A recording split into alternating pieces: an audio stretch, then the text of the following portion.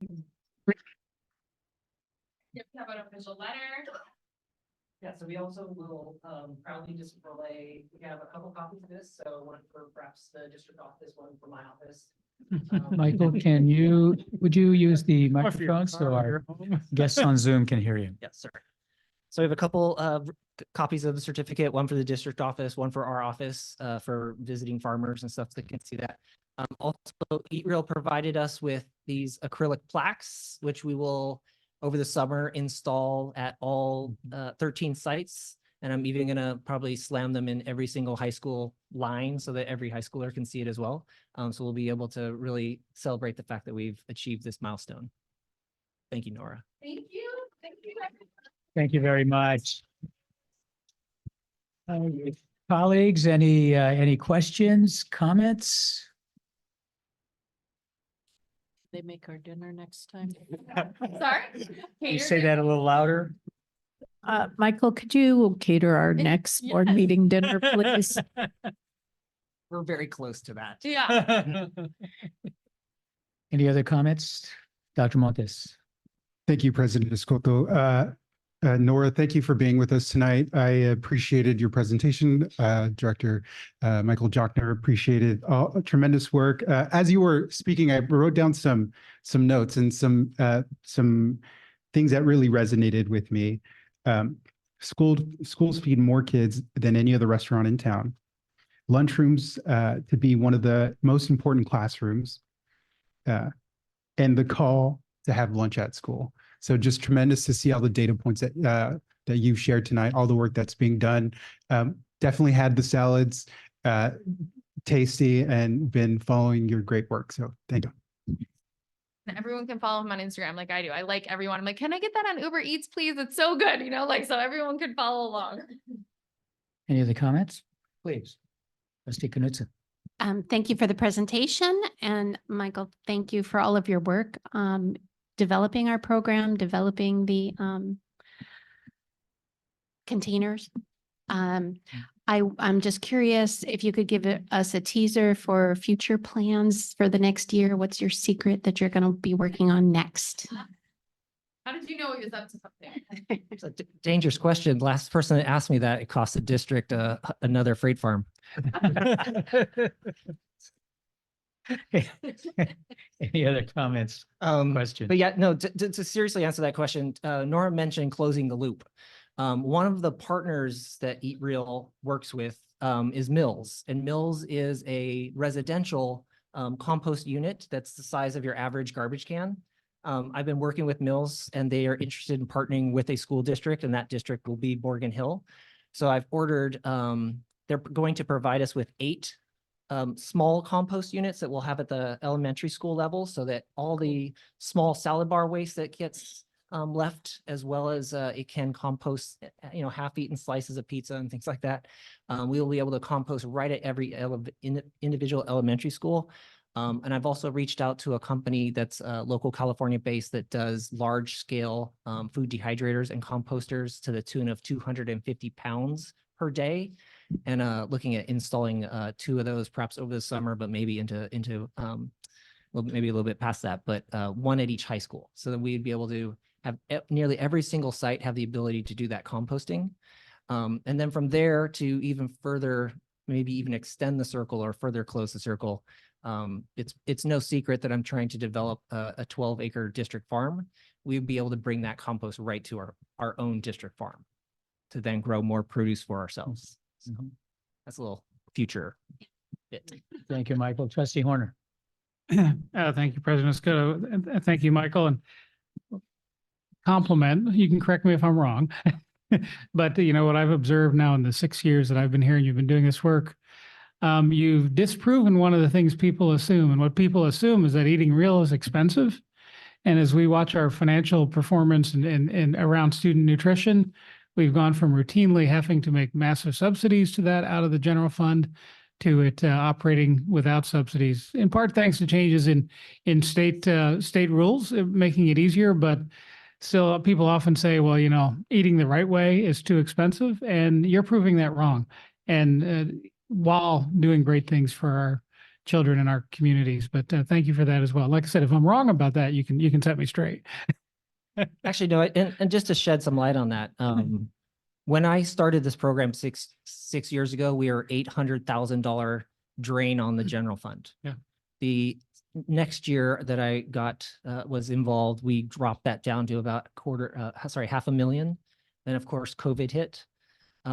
We are now operating, in fact, dangerously close to the roof of my net cash resources, which means I'm only allowed to carry 6 months worth of operating expenses in the bank account. So currently the nutrition department has roughly $2 million in reserves. And the 5-year projection for that looks amazing. So Thank you for putting the Buying- details to my point. buying fresh local produce is infinitely cheaper than buying processed stuff. Wow. And through inflation and everything else that's gone up in price, our food budget has remained actually relatively stable, consistent over the last couple of years. So thank you for highlighting that. We think you're actually showing that there's a better school food business model and a better restaurant model as you make strategic investments. And not everything that he's done has cost more. There have been cost savings and things that are cost neutral, like swapping out the milk, even getting a higher quality milk and cutting food waste. But it's actually really exciting because you went from in the red then as a program to in the black and actually making money and being able to reinvest strategically in the infrastructure, bring back the infrastructure into your schools, and actually operate in a way that allows it for a better business model for the school and a more sustainable economic business model for the school, which is exciting. And I think is powerful for the nation to see that we can invest in child nutrition strategically, and it will have dividends from the classroom to the school lunch program to athletics and beyond. So sorry to corporate big food like ConAgra and whatnot. Too sad. Alternate student board member Schambach, I'm wondering, we saw in the presentation images of younger children. But I'm wondering if you can share any perspectives, the high schools in terms of how they're viewing any of the changes that have taken place regarding nutrition. Yeah, so is this on? Yeah. So around in the past around 7 years, I've witnessed the changing of the provided school lunches from something that I was honestly kind of afraid of to now today actually they served the cauliflower chicken masala at our in Zatsbrado.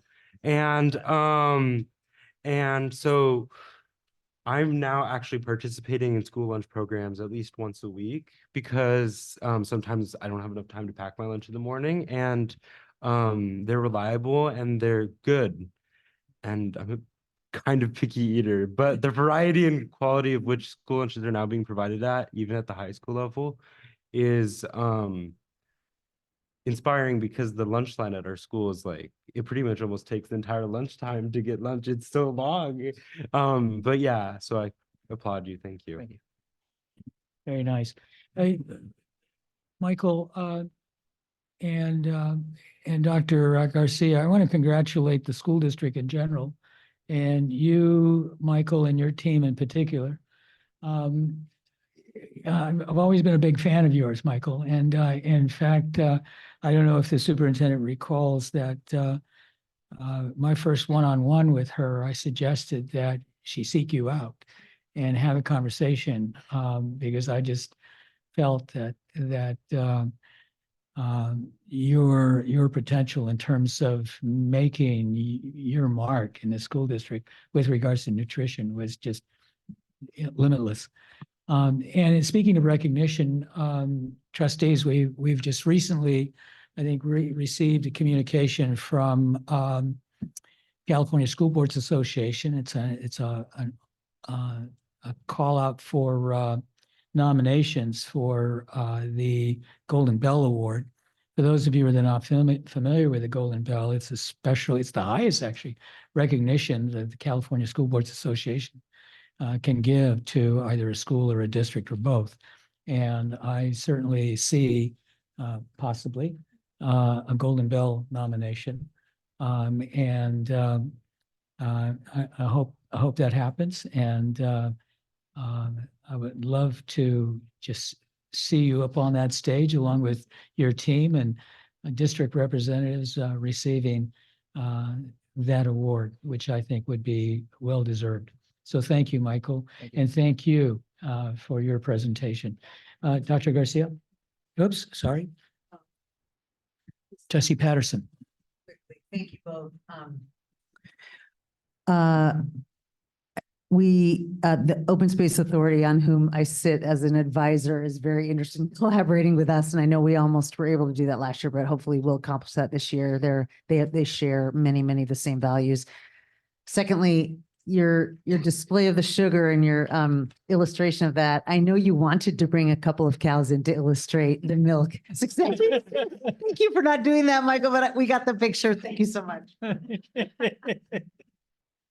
Any other comments? Just lastly, I will take absolutely zero credit. Thank you so much, President Escoto. It is absolutely all you, Michael, and your entire team. And so I thank you so much for your vision. I know that we're at step one of that grand vision of farm tech. But I look forward to working with you in a very collaborative manner to see what we can do with that in order to take your grand vision to the next level. So thank you for your leadership. Thank you, Superintendent Garcia. Trustee Gardner. Thank you. Yeah, it's super exciting to have our own 12-acre farm. That would be awesome. And you're a gem, and we're really lucky to have you. Thank you. Thank you. Michael, are you offering any healthy chocolate milk? I don't think that's the thing. It could be. If you put Michael on it. Once again, Michael, thank you so much. Thank you. Yep. Michael, can we take a photograph? Yeah. Yeah. Trustees, That program. please join us for a photograph.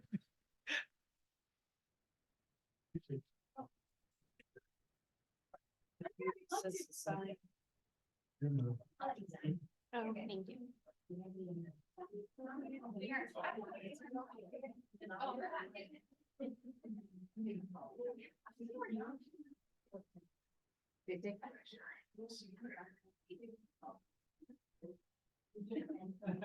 Unos tres, unos tres.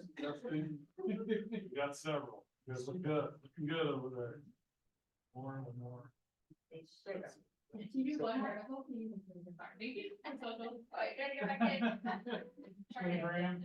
Ready? 1, 2, 3. Thank you so much. Truly leaders of the nation. Thank you so much. Thank you.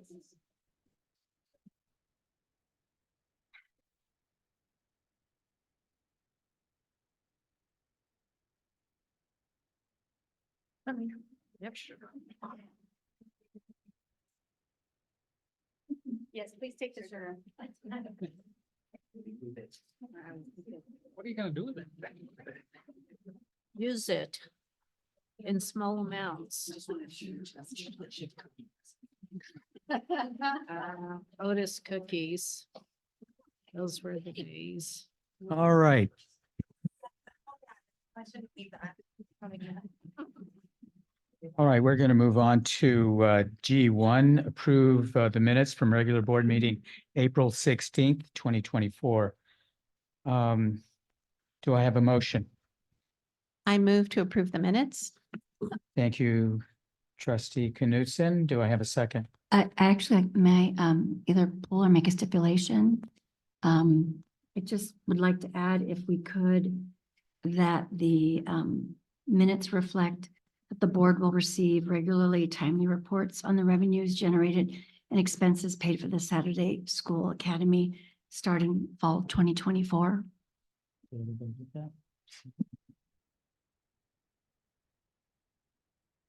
This was an earlier request. We went back to the meeting from the last meeting, and that's actually not what was indicated.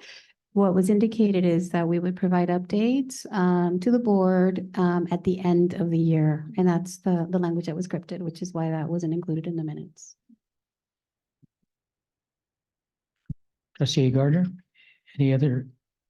So I'm sorry, to be clear, is it in the minutes?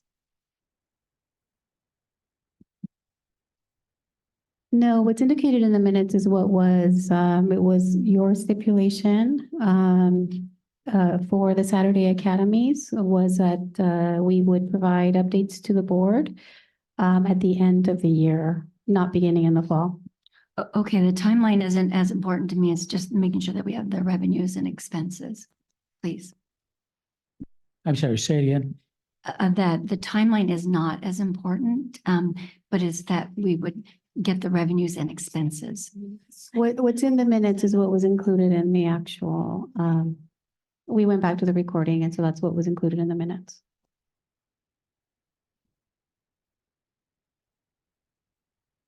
Well, I'm sorry, that's not my recollection. I'm sorry. So does that mean that we're going to get the revenues and expenses? That's all I'm trying to stipulate. We would, and we would be able to provide that at the end of the year. Okay, that's what I meant. Yes. All right, can I get a second on the motion to approve the minutes? I'll second. Thank you, trustee Patterson. Alternate student board member Schombeck, how do you vote? Aye. Trustees, all in favor? Aye. All those opposed, say nay. Uh, Motion carries. Sorry, President Escoto, I'm please, sorry. record an abstention for myself, because I was not present for that meeting, so I'll abstain from this item. Thank you. Thank you. The records show that. Okay, got it. All right, now we're ready for public comment. Members of the public may address the board on any topics not listed on the agenda. However, the board may not discuss issues raised that are not listed on the agenda. Topics not on the agenda that are brought to the board's attention may be investigated by the administration and a report made to the board publicly or privately at a future meeting. Comments by visitors should not exceed 3 minutes. We have a number of people who've indicated that they like to speak, and we're going to start off with Anahita Yazdi.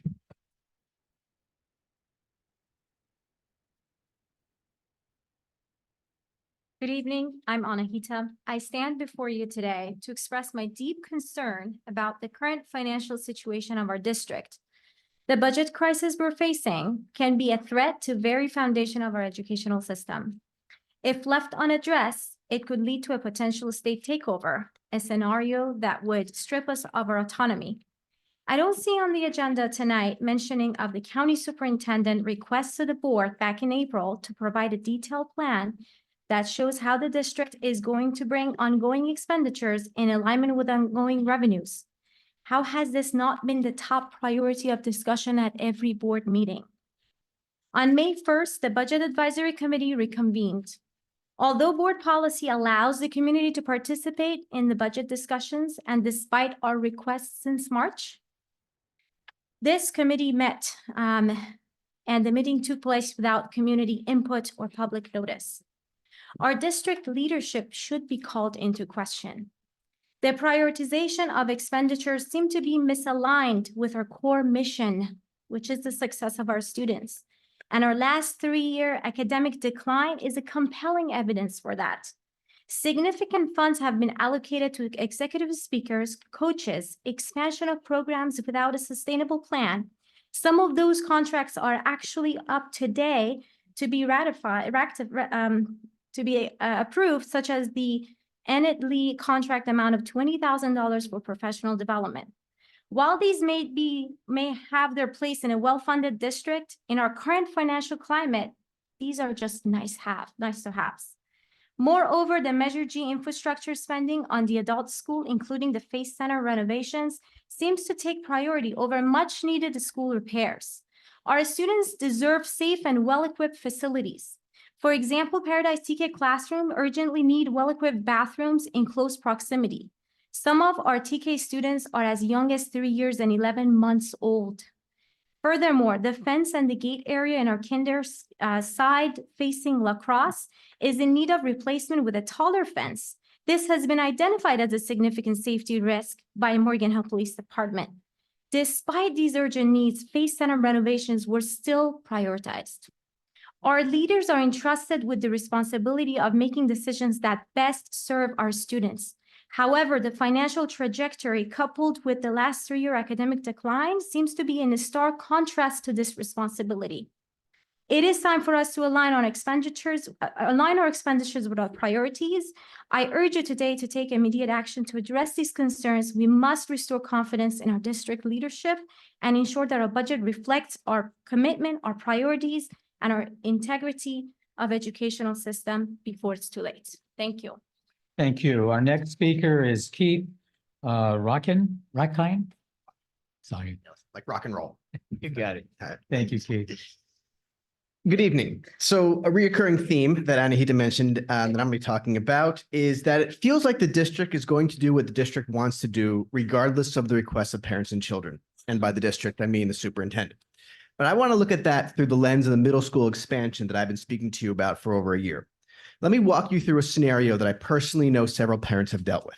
Let's assume I have a child in 5th grade. For reasons I don't need to go into, I will not be sending my child to Martin Murphy. I have 3 options: Britain, Jackson, or pulling them out of the district. So I enroll them in lotteries and I apply to private school to cover my bases. The transfer lottery opened in January and closed the beginning of March. Yet the results were not posted online until April 2nd, except for Britain, which still hasn't been posted. Private school non-refundable deposits were due in mid-March. Fast forward to mid-March. As a parent, I'm now faced with 2 choices: flushing away my non-refundable deposits if my kids get into the lottery and sending them to private school if they don't, or just enrolling them in the private school. Is it any wonder private schools are seeing record enrollment? When I brought this up to the district, I was told, and I quote, "The district's transfer lottery timelines are established solely based on the operational needs and consideration of the district and do not consider deadlines for private school deposits." I've always believed this to have been short-sighted, and now I have the numbers to back this up. Today, I received the list of Jackson and Britain's transfer requests for the 2024-25 school year, and I crunched some numbers. There were 330 transfer requests. 330 times a parent decided they would rather send their kid to Jackson or Britain than Martin Murphy. But the district still considers expanding our middle schoolers' in-town options unnecessary. The only conclusion I can come up with is the superintendent is more concerned with serving the needs of South San Jose's Martin Murphy than serving the needs of Morgan Hill's own parents and children. There are 319 Morgan Hill residents currently attending Martin Murphy. Let's assume those are evenly split among 6th, 7th, and 8th graders. That's 106 Morgan Hill kids currently attending 6th grade. Compare that number with the 330 transfer requests. That sounds to me that not only parents don't want to send their 5th graders to Martin Murphy, they also want to pull out 6th and 7th graders. Maybe they were on the lottery last year. Do you know what % of transfer requests rejected or expired their decision to go to Britain or Jackson? 18%. That's 59 students. One can only assume those are the students I was talking about in the beginning of my speech, students who were in the lottery and are now going private. Do you know what % of transfer requests were waitlisted at Jackson? 68%. 140 out of the 205 students who applied to Jackson didn't get in. But again, expanding our in-town middle school options isn't necessary, right? I've been told the district likes data-driven decisions. Sounds to me like the data is pretty clear. 330 times parents enrolled in a lottery to not have to send their kids to Martin Murphy. The question is, what are you going to do with this information? Act in the interest of your constituents or disregard this and maintain the status quo? Thank you. Thank you, Keith. Our next speaker is Jean Shao.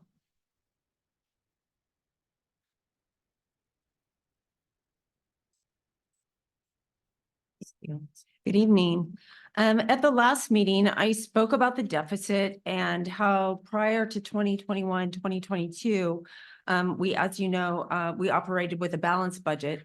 And when going through the numbers year by year, and I took all the budgets and I put them into a spreadsheet and looked at how things laid out. And it was evident that if we continued on the trajectory that we're on, that within 3 years, we would run out of reserves and we would be at 0 or below 0. And the finance group did corroborate that in the March meeting. So we established that there was, and I'm not the first, of course, and not the only one, but that there's a problem with the budget and with the reserves and with the spending. Morgan Hill Live published an article after the April 10th meeting where Dr. Garcia made quite a number of arguments blaming the federal and state for the budget woes, as well as attendance findings. But after continued analysis, and we do have a couple people on our team that have been in the finance group for the district and are retired, so they do understand these budgets. It seems more likely that the abundance of hires, including counselors and administrators, combined with the pay increases over the last 3 years, seems to be the primary cause of the problem and will likely be the basis for the solution.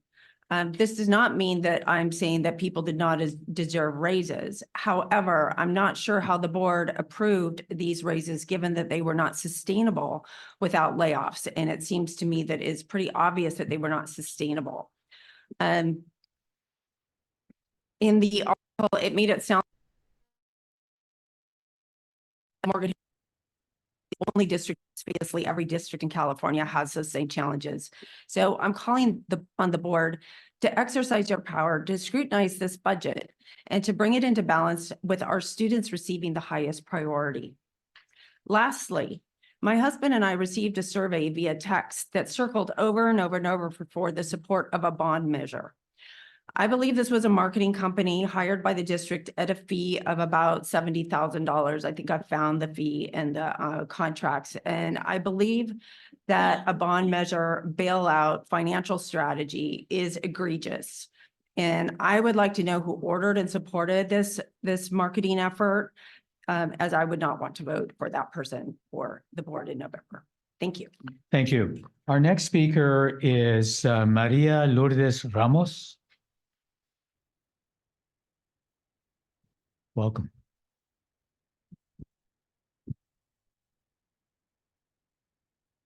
Good afternoon, everyone. My name is Maria de Lourdes Ramos. Today I want to apologize first for taking more time than expected last time I was here. My intention was never being unrespectful, but 3 minutes are not enough for a Latino voice who has been waiting for more than 20 years for the opportunity to be in here, to be heard, and actually have the attention of this school district. All Hispanic people present right now knows exactly how hard we have been working for years just to be sitting in those positions you have in this school district, and for me to have the opportunity to speak to you and for the first time to be understood. Today, I am standing before you to tell you how grateful I am to be part of this community and for having a place in the Family Community Engagement Center phase where I feel like I belong, where my culture and my customs are noticed and matters. What I have been receiving from the phase center are many benefits that make a big difference not only in my education, in my persona, but in all those individuals who wants to receive an education, including senior citizen as well. For many of us, it is hard to take classes in a regular way like everyone else because of our busy schedules, working more than 2 jobs to be able to support our families while we trying to guide our kids in the right directions. These classes are given by professionals. Everyone is welcome to take any class like Spanish classes, English classes, computer, ESL, mental health classes. There are also projects as Aspire and CABE, community services like dental health, all in both languages. These classes and services have had such a positive impact in the community, and they are opportunities that, along with many like me, have been waiting for such a long time. This district thrives on community, culture, diversity, and unity, and this center promotes all of that. Think about the message you are sending if you choose to close this center down. It is not a message of acceptance or community. It is a message that promotes division and discouragement for all the families you will be letting down if you decide to close the center that is a second home for many like me, a home there they can be themselves and where they can learn and grow together as a family. I stand here today to ask you not to take this home away from us. Do not take away a center that is been working for more than 10 years to being open. And we never lost from striving to be better every day and continue to educate ourselves. On the contrary, we have gained so much, and there is still so much to gain, not only for ourselves, but for our families and our Latino community too. Thank you, Ms. Ramos. Your time's up. Thank you very much. The next speaker is Edith Barrios.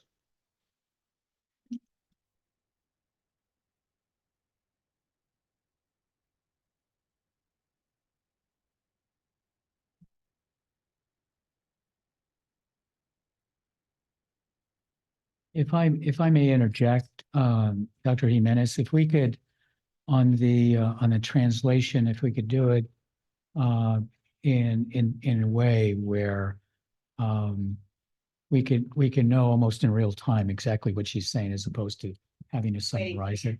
Yes, please. Thank you.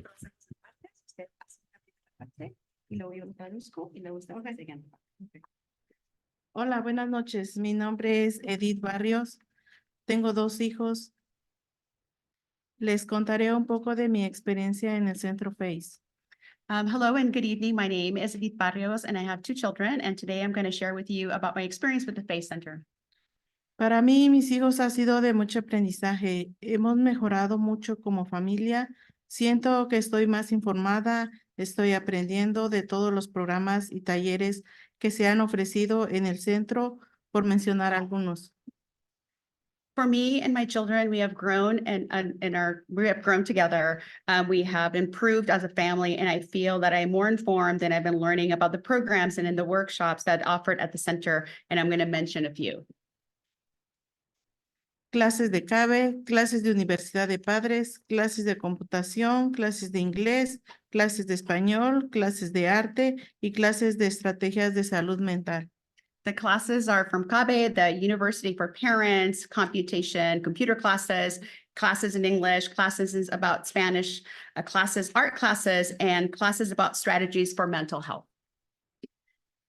Es un centro donde yo me siento muy contenta, muy cómoda y muy bienvenida.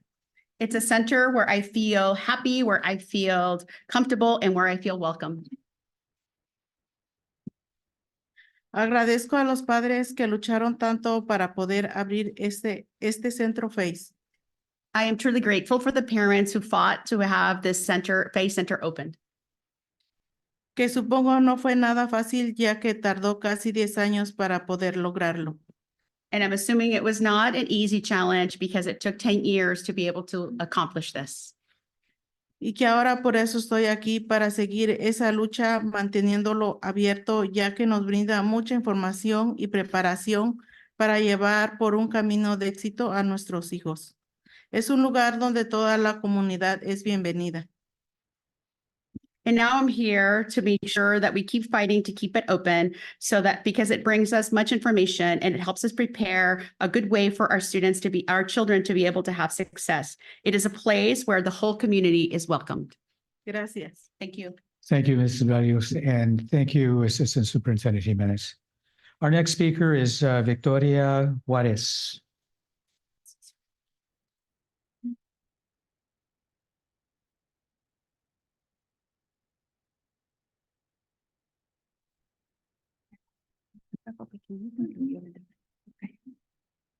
Hola, buenas tardes. Mi nombre es Victoria Juárez y tengo 2 hijas en Britton en los grados 6 y 8.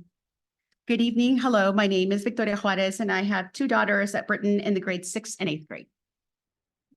Hoy estoy aquí para dar las gracias por el Centro FACE, que para mí es un lugar donde puedo aprender cosas nuevas. I'm here to thank you for the FACE Center that for me is a place where I can learn a lot of new things. Donde me siento bienvenida. El personal y la directora son personas muy amables y cordiales. It is a place where I feel welcome and the staff there, including the director, are people who are very welcoming and very respectful. El centro ofrece muchas clases para la comunidad, como son clases de inglés, español, computación, etc. En este centro todos son bienvenidos. Las clases son muy buenas e interesantes. Esas clases nos sirven para el trabajo, para ayudar a nuestros hijos y a nivel personal. The center offers many classes for the community. Such classes are English as a second language, Spanish, computer skills, and in the center, everyone is welcome. The classes are very good and are interesting, and they serve us in our own work and to help our children and also at the personal level. Como ya sabemos, a nivel estatal hay un recorte de presupuesto.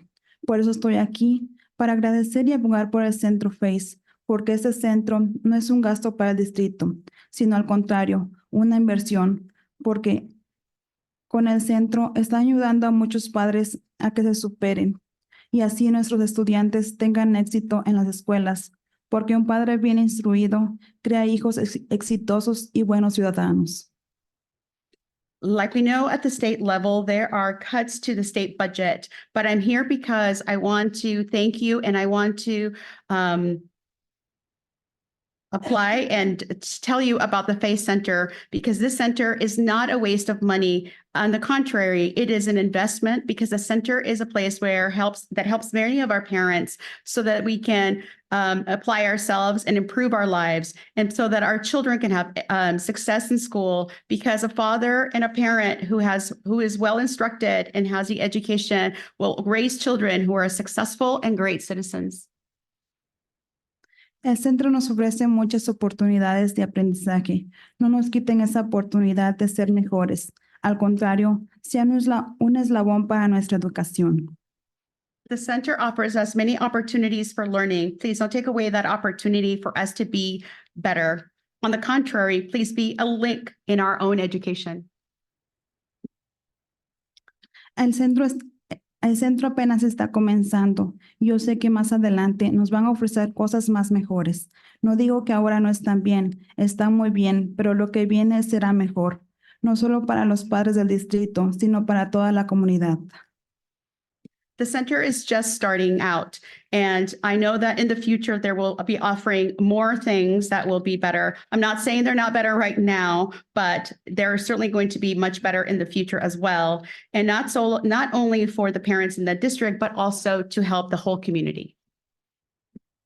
En mis 14 años que he vivido en Morgan Hill, nunca ha habido un centro como este, que nos ofrecieran ese tipo de clases.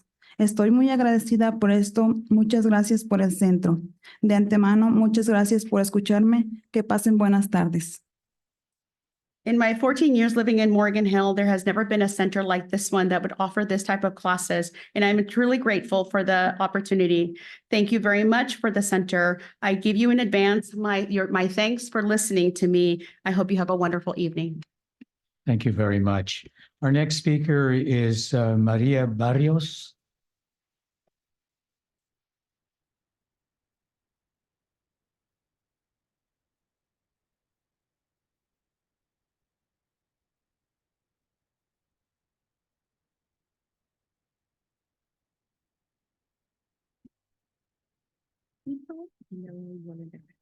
Okay. Buenas noches. Mi nombre es María Barrios, soy madre de familia y secretaria del grupo ILAC de la escuela El Toro. Good evening. My name is Maria Barrios, and I'm a family member, and the secretary of ELAC for El Toro School. Y estoy aquí esta noche para decirles la importancia que tiene este centro para nosotros. Como padres, FACE es un lugar en el que cada semana nos reunimos. I'm here tonight to tell you of the importance of this center for all of us. For parents, FACE is a place where we get together every week. Por diferentes temas. Por mencionar algunos, junta de DILAC, clases de CABE, computación, clases de inglés, universidad de padres y muchos temas más. And we get together to cover different topics. For example, some of those are our meetings with DLAC, our classes for CABE, computer classes, English classes, university, parent university, and other topics. Que nos ha brindado el centro FACE, que han sido de mucha ayuda para seguir avanzando y preparándonos con nuestros hijos. And so some of these topics are the ones that are brought to FACE. They have been very helpful for us to keep advancing and preparing ourselves so that we can help our children. Gracias a personas y padres de familia que lucharon por 10 años por este lugar que ahora nosotros estamos aprovechando, aprendiendo e informándonos. Thank you to everybody and the parents who were fighting for 10 years for this place. And now we are the recipients of that place. We're learning and being informed. Este tiempo es muy poco para yo poder decirles todo lo bueno que encontramos en este lugar. This time that I have right now is very short for me to tell you all the good things that we can find at this place. Los beneficios que nos brinda poder tenerlo. Nuestra visión es muy grande. Por favor, tómenlo en cuenta. Por último, pensemos en nuestros niños. The benefits that it brings are many. Our vision is great, and please take that in consideration. And ya dijo esto por último. Por último, Oh, and for lastly, please think of our children.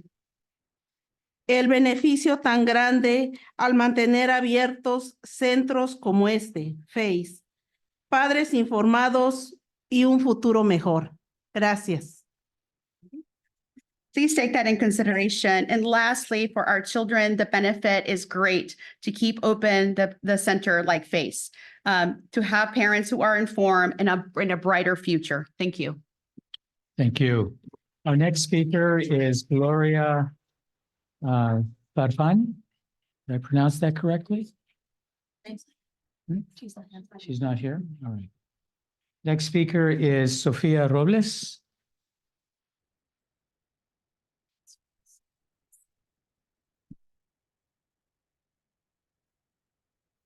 Hi, Sophia. Hi. Hi, my name is Sophia Robles. I'm 10 years old and I'm going to Barrett Elementary. I have two siblings, one that graduated at Live Oak High School and one that graduated in Sobrato High School. Today I'm talking to you because of the opportunities that I get at FACE Center. Months ago, I took my family to an art class and I had a really fun time there with my family. I also feel that the classes my mom took helped our relationship. I see the changes my mom has made after she started taking these classes. Tomorrow, we are going to take a class with a police officer who's going to talk about drugs and how I can stay away from it. This class would be given in Spanish. My family and I can attend this class. I know you are wondering why I'm taking this class in particular, but in this class I feel more confident because we all came from the same background. Please don't close the center. Sincerely, Sophia Robles. Thank you very much. Our next speaker is Cindy Ramirez.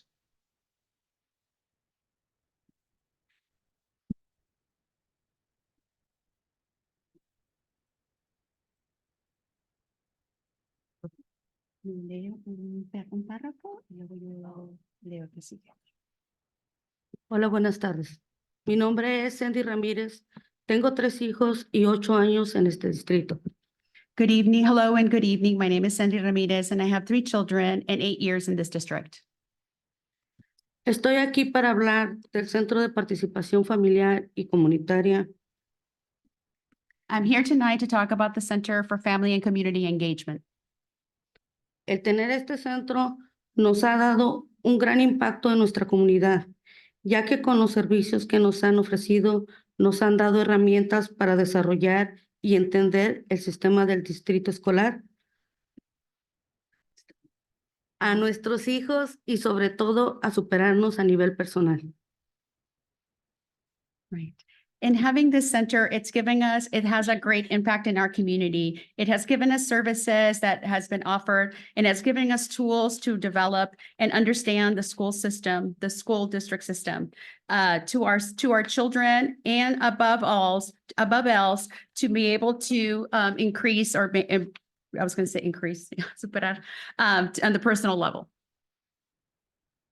Por mencionar algunas clases o talleres, Proyecto para Padres, CABE, PIQUE, clases de español, clases de inglés, clases de computación, Universidad de Padres, entre otros. Just to name a few of the classes or the workshops, we have the Project for Parents, GABE, PIQUE, classes in Spanish, classes in English, computer classes, and university and parent university, among others.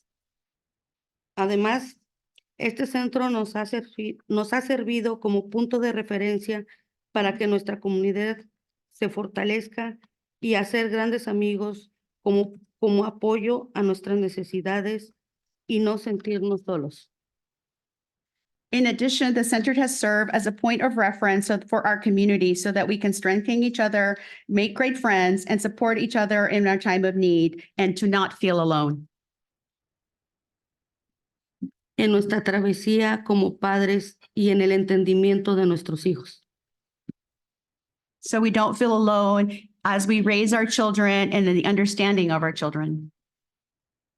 Por esa razón, creemos que este centro es muy favorable, no solo para nosotros como padres, sino para toda la familia.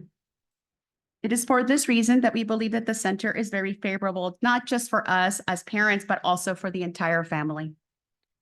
Es un lugar donde lo he considerado un espacio para nosotros y donde he encontrado muchas respuestas a mis preguntas y donde todos somos bienvenidos, no importa edad, raza o religión.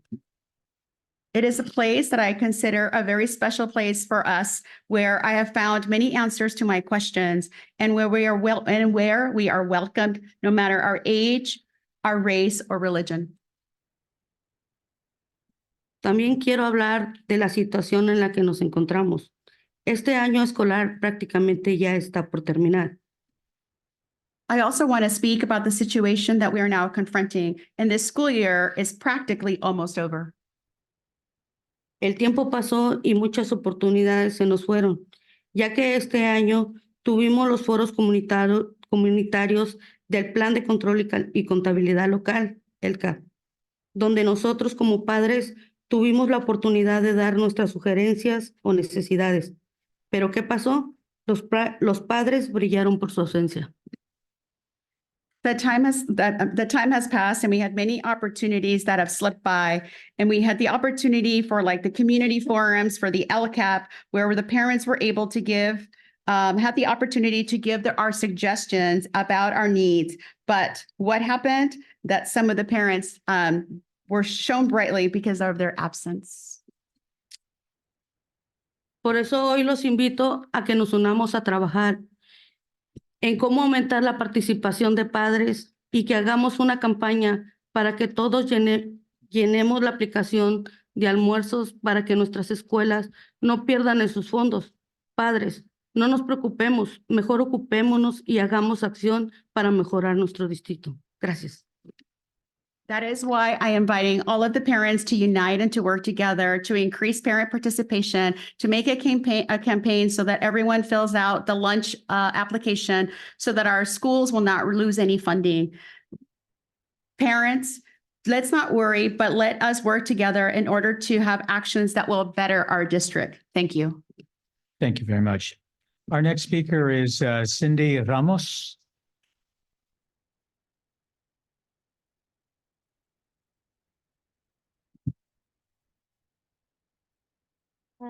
Hello and good evening. My name is Cindy Ramos. A little bit louder, please.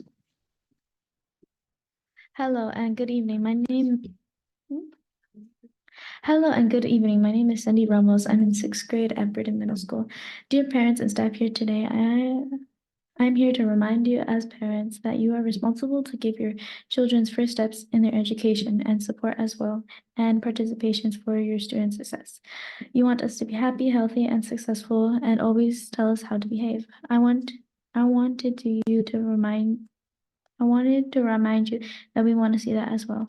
We follow your steps, and as parents, teaches us how to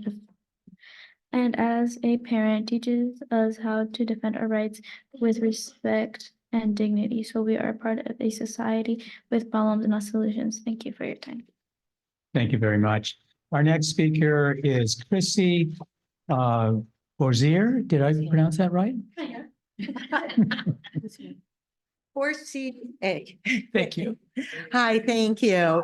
I'm Chrissy Borsier, a retired high school math teacher, but I come to you today as a part of AAUW and to let everybody know about a panel discussion that we are hosting this coming Monday at 6:30 at the library.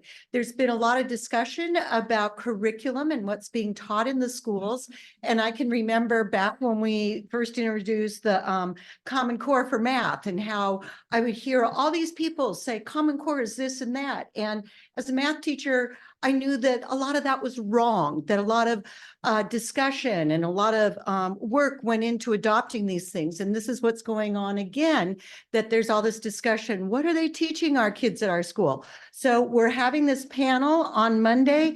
It's where you can come find what is going on. There's going to be administration. This is in conjunction with MHUSD.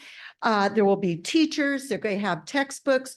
We're going to talk about what state standards are and what is really going on. So we invite, and there will be opportunities for people to ask questions as well, similar to how it's conducted here. And so everybody is invited, May 13th at the library at 6:30. Thank you. Thank you very much. Our next speaker is Sonia Bennett.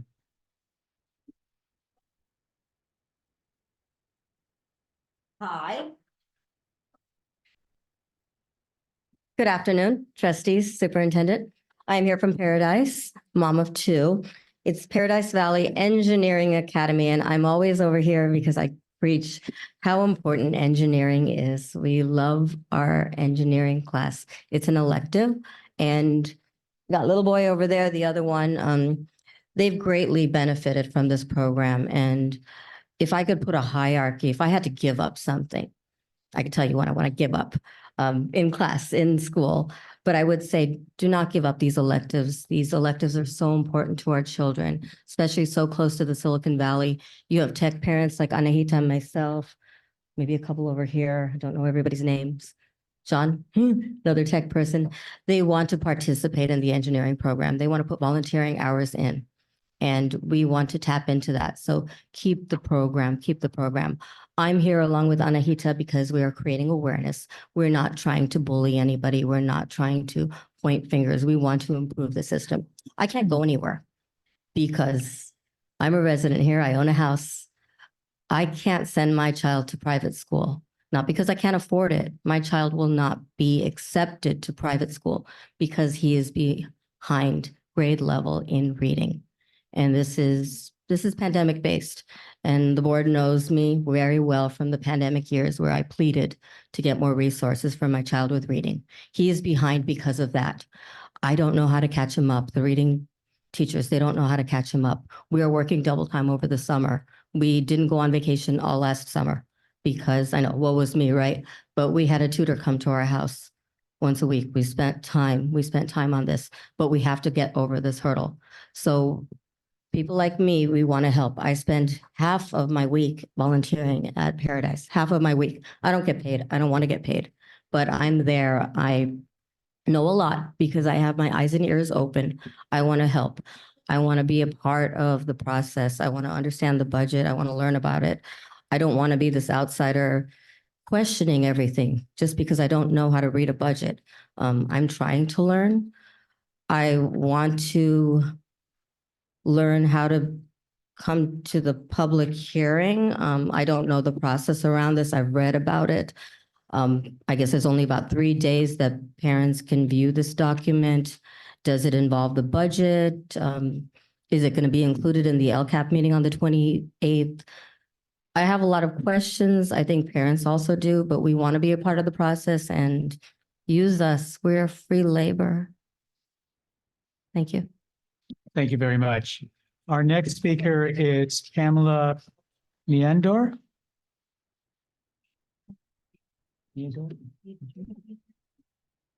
Pamela, I screwed up your last name. I apologize. Again. That is It's counting. me, a door, like you a window.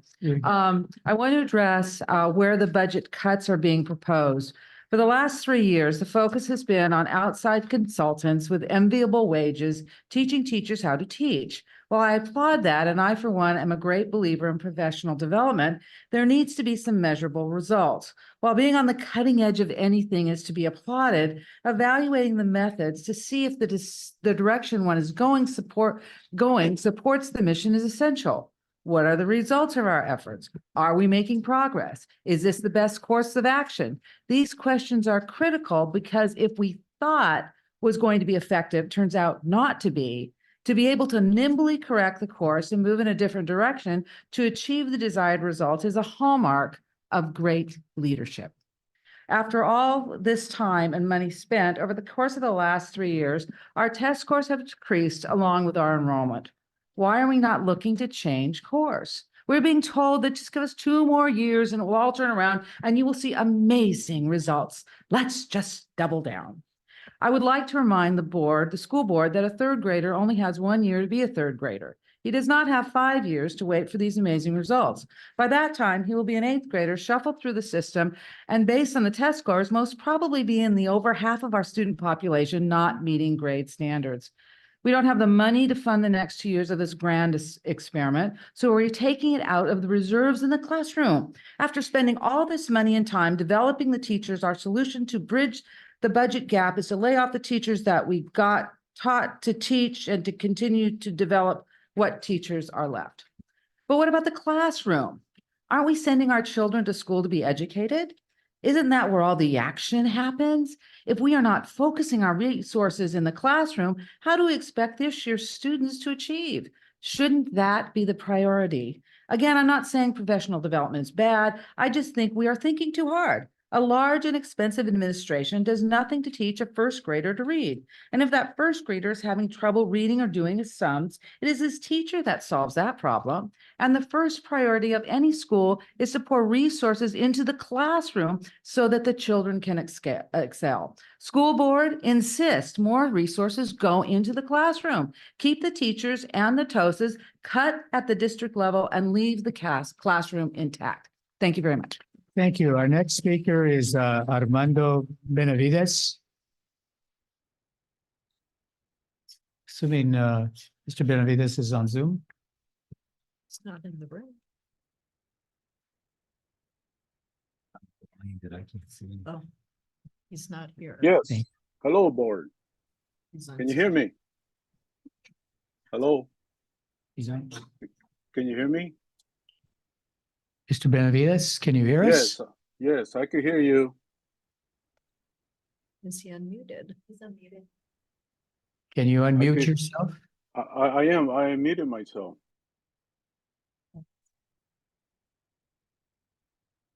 There we go. Mr. Benavides? I keep hearing him say it. I'm here. We can't hear you, Mr. Benavides. All right. Well, I won't be able to speak then. I don't see him. There was one individual that didn't show up. Yeah. that was the one that did- Mr. Benavides, we cannot hear you. Okay. Are you unmuted? Yes. I am unmuted. Maybe it's earbud. Oh, yeah. Mr. Benavides, take your earbuds out and turn them off.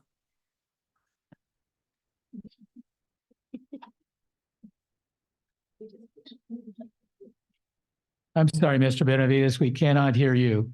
There was a Okay. suggestion to take your earbuds out or off.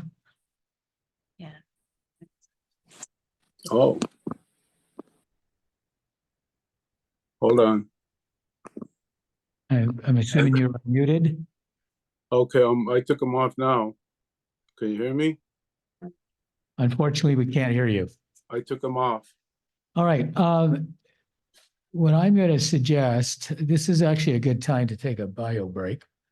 And for a quick 5 minutes, and we'll come back.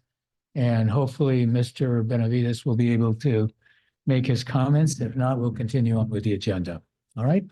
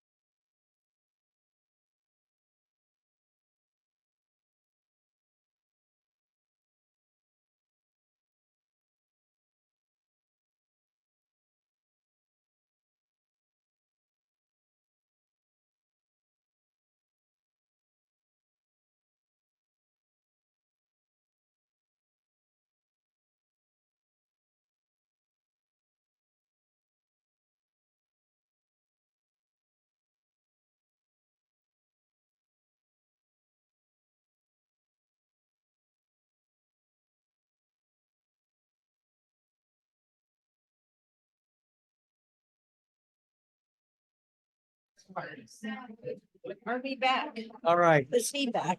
I'm going to reconvene the meeting. I believe we've got Mr. Benavides ready to speak. So, Mr. Benavides? Hello, can you hear me?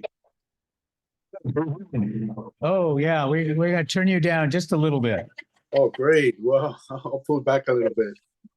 So thank you, board trustees and administrators, Superintendent Carmen Garcia. I want to kind of recognize that this is Teacher Appreciation Week, May 6th to May 10th. And so I do want to recognize that our teachers are in the forefront in the education of our children. They work hard in the classroom. And I believe that it's a well recognized effort to show our appreciation. I would suggest that we do everything possible as parents to really go out and show our appreciation, drop out some stuff for them, whatever. So I do want to say that.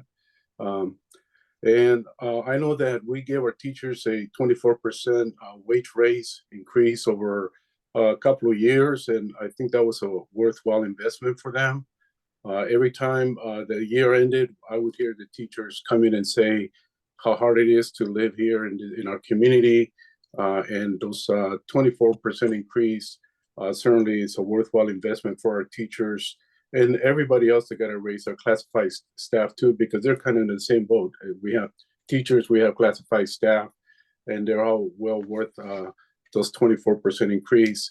I do want to talk just a little bit about the budget. I know people are coming in and saying, you know, we need these programs, we need to say those programs. I've been following the state and federal budget cuts that are coming in because of the downward slide in the revenue side. Unfortunately, even like today, the governor announced that he's going to reduce a $67 billion cut to $17 billion.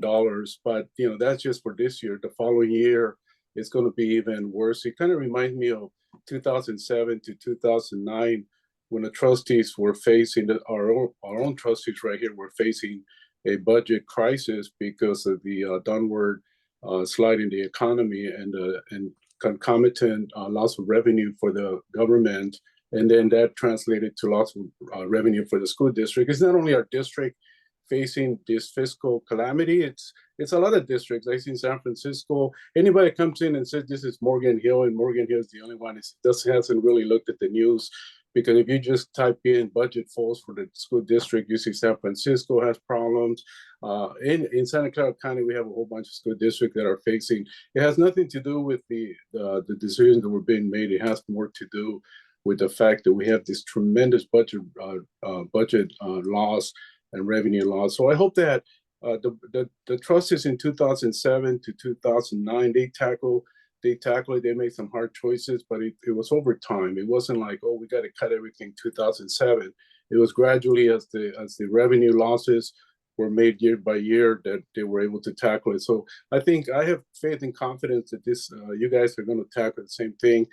Next year does not look any better than this year, and probably the second year. So it's going to be some challenges, but we as a community need to come together to understand the difficult situation, fiscal situation we're in, and work together so we can come up with some good community solutions. So that's all I want to say. Congratulations to the teachers on Teacher Appreciation Day. Thank you. Thank you. Thank you very much. And that concludes public comment. We'll now move to communications, and we'll start off with alternate student board member Schombeck on his report. You have no report. All right, we'll move on to superintendent and staff reports.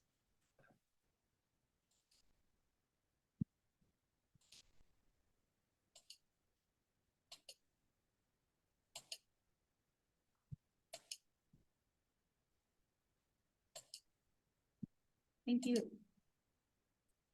Thank you very much, President Escoto.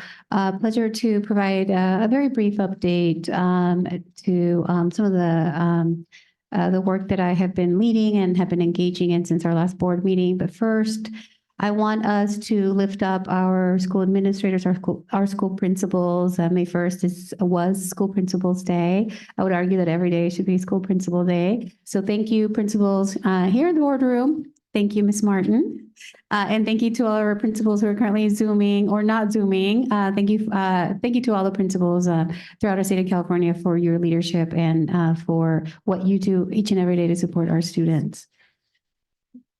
Also, this week is Teacher Appreciation Week, and today is Teacher Appreciation Day. But again, I would argue that every day should be Teacher Appreciation Day and Teacher Appreciation Week. On the right-hand side are just some pictures that I took. These pictures are from JAM. I love the play on words. Thanks a million. So thank you to our parents for recognizing our teachers and our staff on their very important weekend day.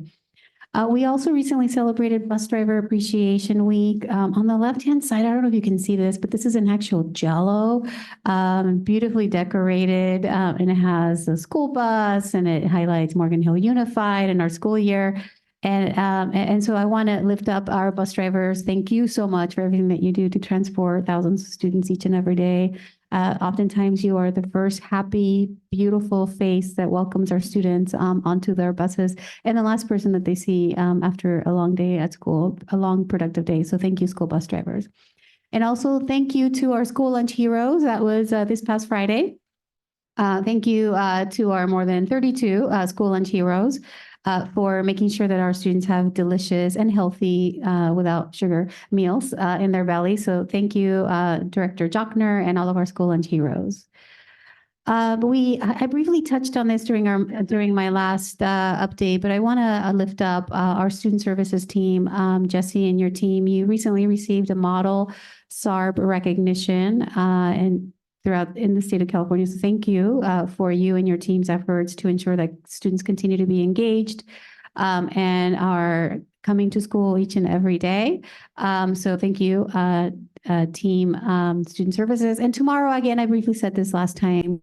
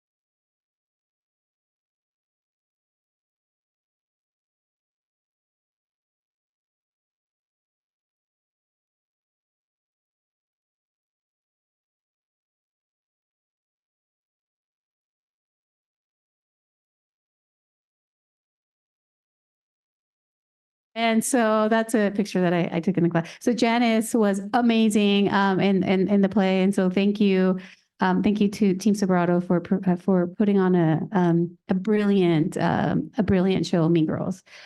Also, I had an opportunity to participate with the Live Oak and Sobrato FFA Spring Auction. Fabulous community building, years in the making. So thank you, parents, and thank you for community for coming out and supporting our FFA both at Live Oak and Sobrato.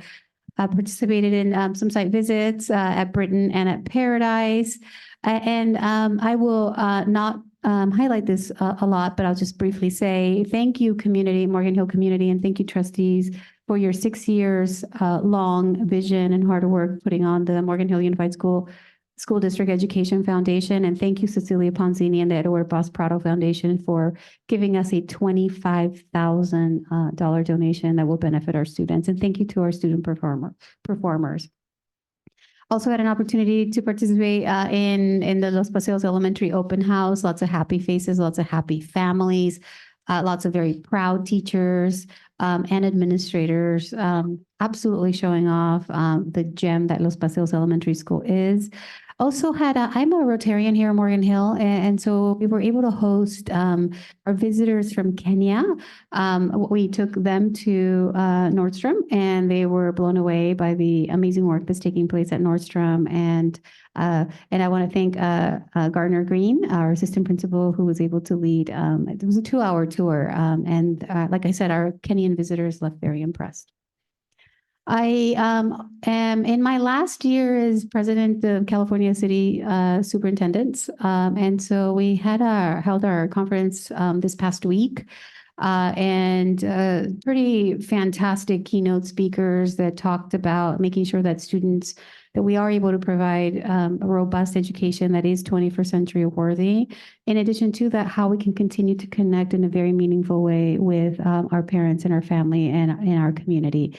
I also sit on the board for FICMAT, and so I was able to invite Michael Fine. Michael Fine was one of the speakers as well as school services representatives from school services, capital advisors, and California school suburban school districts. It was a fabulous conference put on by superintendents and for superintendents.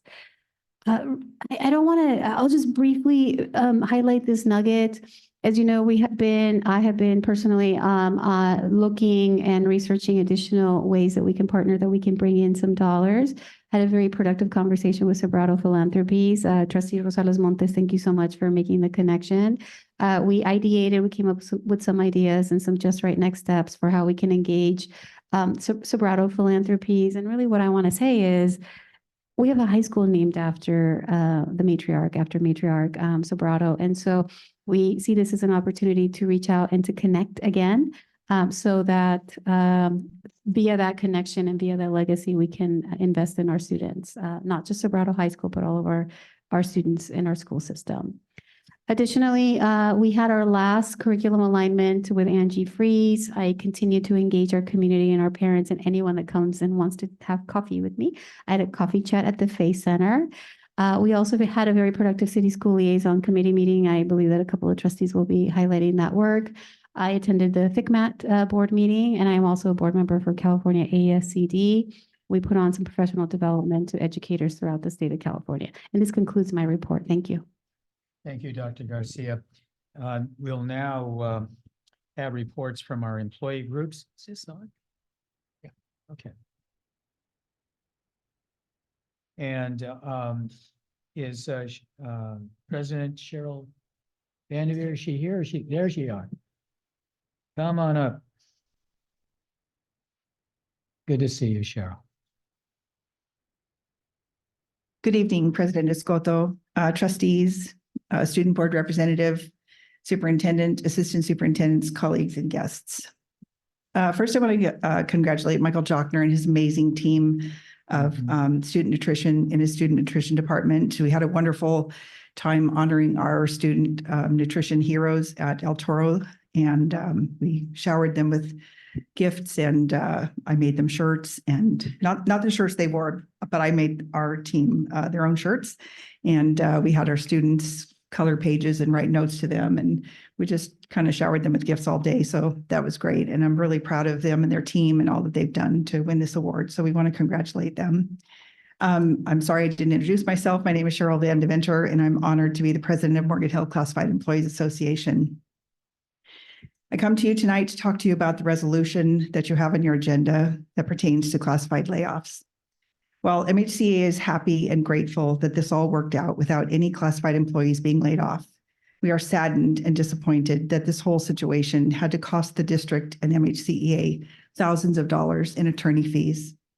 On March 12th, I proposed a solution for these 4 employees that would have given us the same results that we have here today, but my solution was rejected.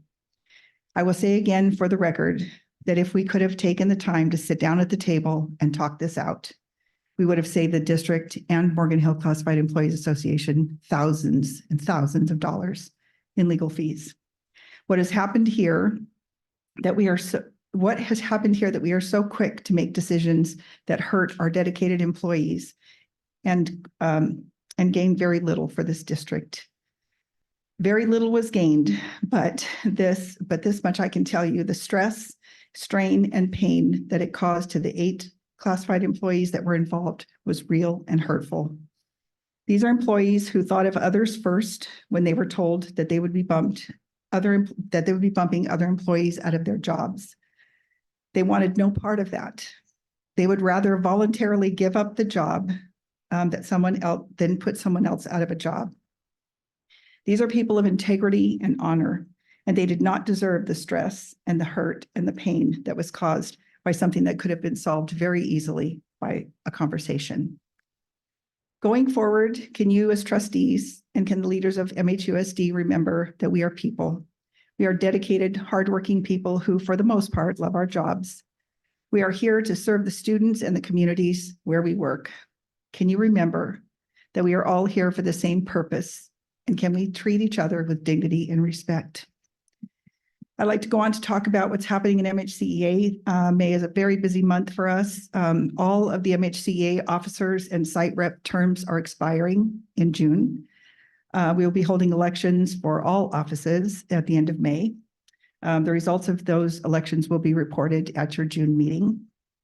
May is also the time when MHCEA proudly provides scholarships to seniors and college students whose parents are members of MHCEA.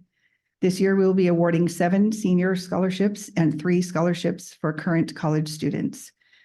We hope to have those awarded by the end of May also. We also have our spring general membership meeting at the end of May, and we hope to host all 232 members of Morgan Hill Classified Employees Association. It looks like June will be the start of our negotiations with the district. As you know, we are rolling out the interest-based bargaining this year, and we look forward to coming to the bargaining table as equals with mutual respect for each other. I would like to close by saying a thank you to all of the amazing teachers in our district. We appreciate you and we thank you for all that you are doing for our students, for the difference that you are making in our communities with these students, and for all that they will remember about you. Thank you for your time. Thank you, Shel. All right, next up is Jim Levis, President of the Morgan Hill Federation of Teachers.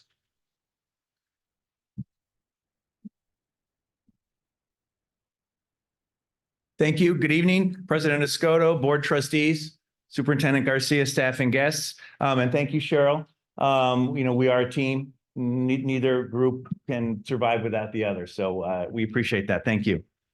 I also wanted to congratulate Michael Jochner and the student nutrition team for all of the work that they've been doing and some of the amazing food programs they have going. I'm certainly excited to see the new kitchen and the expansion of the food programs to be happening at Britain in the next couple of weeks. So I think next year we'll be up to speed on that.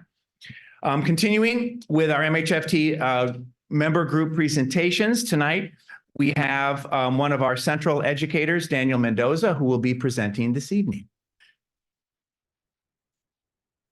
Thank you very much. My name is Daniel Mendoza. I'm the history teacher, PE teacher, and lead teacher at Central High School. And I'll be telling you all about Central High School today. Next slide. Who we are. Central High School, we're an alternative high school. What does that mean? That means that students, it's an alternative to Live Oak and Sobrato. Sometimes students may get off track and maybe lose faith and possibly reaching that diploma. But we offer an opportunity for these students to turn things around. So in our site, we do not take freshmen.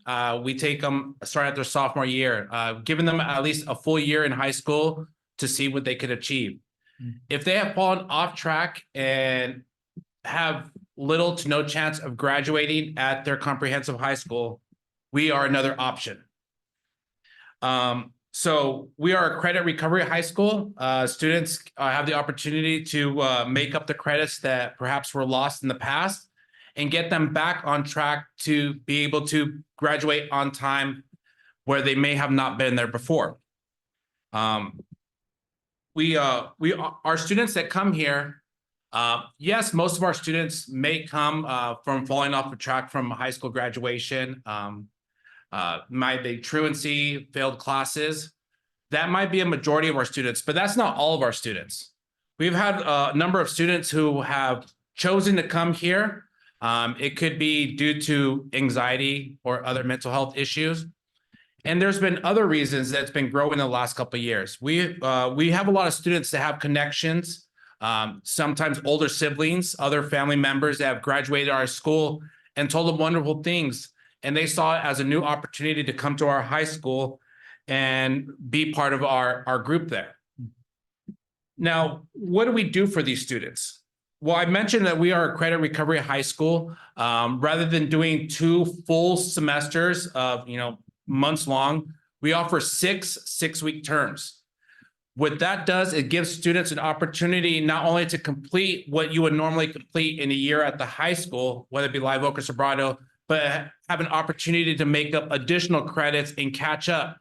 So many of the students that come to our school sometimes come with the resolve that sometimes they might not want to be there. Some do, some don't. Some come with the idea that, you know what, I'm going to try to make up my credits and I'm going to make my way back to Live Oak or Sobrato. Well, it turns out very few do. And the reason why is they've grown to love our school and what we provide for them. One of the things that we do as a staff is we get to know our students. We create personalized learning plans for all our students that meet their needs. As teachers, we try to understand not only what they have failed in the past, but I try to understand the reasons why they have failed and try to remedy some of those and offer them the support and the belief that they can achieve and they can succeed with us. So we make it a personal mission to get to know our students, whether through staff collaboration, but we also include students and parents in this collaboration as well, because the parents play an important role in this. Sometimes those parents even have their doubts about us, but once they see what we do and we provide for our students, they see the wonderful opportunities that we do for these students when they come to us. Therefore, very few end up going back. Most of them end up staying with us and graduating with us, and are very proud of that. Next slide. Our impact on our students. What we try to do is make believers out of those non-believers. When they were told, you know what, maybe it's not worth graduating, maybe I've fallen too far behind, maybe I'll just wait till I turn 18 and drop out. We work with those students and we get a majority of them turned around. I would love to say that we could meet 100% of those students, which is always our goal. But we strive to do what we can for them, supporting them, doing whatever we have to for them to achieve their ultimate goal, because we stress the importance of their diploma, even when sometimes they don't believe it in themselves. As well as helping them with their diplomas, we show them many other avenues and opportunities they could do with their diploma after high school. So we work with FAFSA, helping students complete their FAFSAs. We schedule meetings, we have parents come by. We offer a big support group.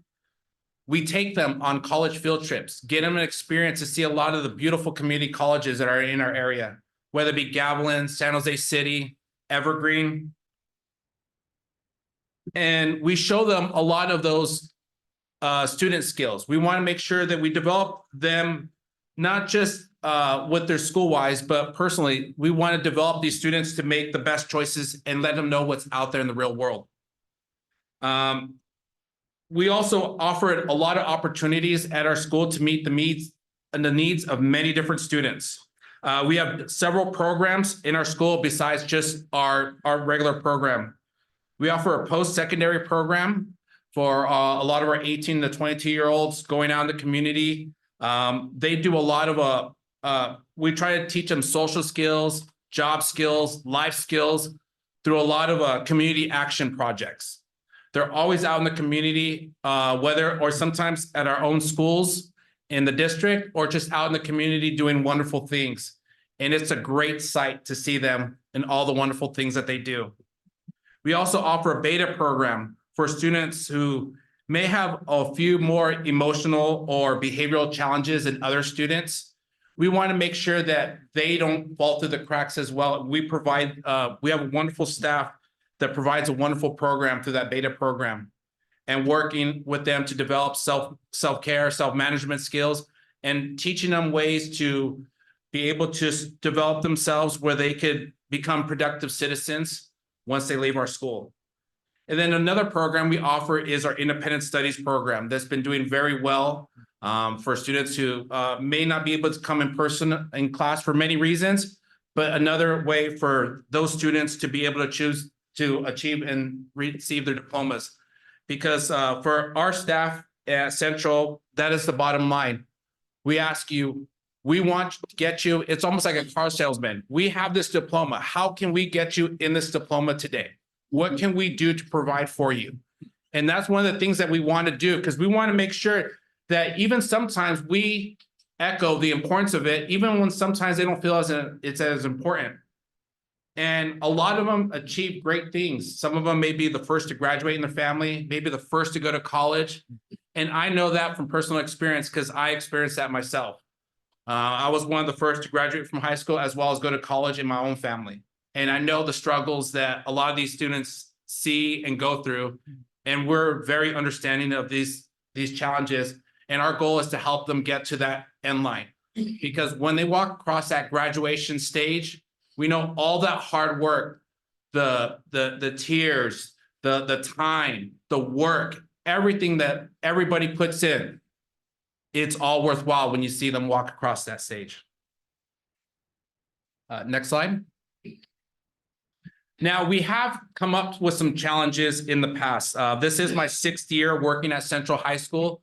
One of the hardest things at our school is we run with a very tight staff. It's usually based on numbers, and we've gotten used to running that pretty tight staff.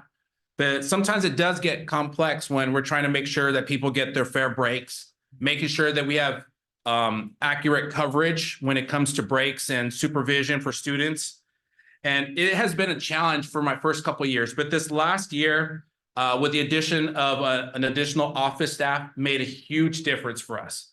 We're getting teachers and staff members getting the regular breaks, regular lunches. We have coverage for everything. And this has been one of the most efficient years we've ran. And we're glad that that position was added, and that position is going to stick with us because that makes a huge difference, all the difference in the world. The other challenge we have is sometimes that negative misconception and stigma about us. Sometimes they hear, oh, Central High School, oh, you work there. Oh, wow. Is it bad there? Is it bad as people seem? So sometimes there's that negative misconception of our school. But before you run to that conclusion, I ask those people before you jump to conclusions to ask somebody who's worked there and see what we do for those students every day. Ask some of those parents who've had their students come through our schools and see the wonderful things that provide for us. But most importantly, ask those students that have graduated from us and those alumni that keep coming back every year now and speaking to our students, all the wonderful things that we do for them. And this is just one of the best things that students see about us is I know firsthand for everybody working on campus. I mean, we might not have a lot of the things that the other high schools have. We might not have our CCS sports or those pep rallies, but they see when they come to us, those parents and students, they see all the staff on campus. We have a lot of heart. They see how much heart we have. And for those who want to speak negatively about Central, just ask any of those students that have come through us, and you will definitely have a change of heart as well. Thank you very much for your time.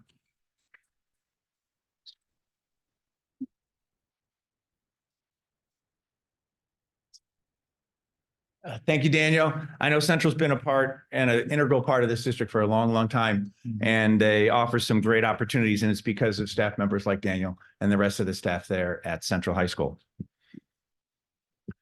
So this time of the year, of course, brings a lot of activities for MHFT members: state testing, AP testing, report card completions, end of year site activities, college recommendations, preparations for next year, to name just a few. One of the items on the minds of all members is that our negotiation cycle is currently underway. Members of the joint negotiations team include both MHFT and district representatives. I want to acknowledge the hard work that all participants have been putting in, and I'm hopeful for an agreement that continues to show respect for the hard work and dedication of all certificated employees in the district. Also at the forefront of our members' minds is the fact that the district is moving forwards with reductions in certificated positions. We are disappointed that despite a number of our certificated members speaking to the importance of many of these positions, the district still plans to tighten staffing in many of these areas. We are, however, grateful to Assistant Superintendent of Business Services, Penny Timbo, and Assistant Super of Human Resources, Pat Sanchez, for working closely with MHFT leadership on the impact of these budget cuts on our members' positions. On May 1st, a district budget committee meeting was held at the district office. Representatives from all three labor groups, MESIA, MHELA, and MHFT, and two board trustees were present. We would like to thank Penny Timbo and Director of Fiscal Services, Lisa Lee, for their presentation and transparency regarding the current state of the fiscal district finances. We would also like to thank the two trustees, Nancy Altman and Terry Knudsen, for asking many very important questions about our budget. We also look forward to the formation of the District Budget Advisory Committee. This committee will add community members to the group and be able to officially advise the board regarding budget concerns and provide recommendations to address the current budget crisis. We are hopeful for an initial June meeting so we can start looking at the next phase of budget cuts and find out the plans of the district to address these serious issues. I do want to let everyone know on a positive side here that at the next board meeting on May 21st, I will have the honor of presenting the MHFT Site and District Teachers of the Year to the board and to the public.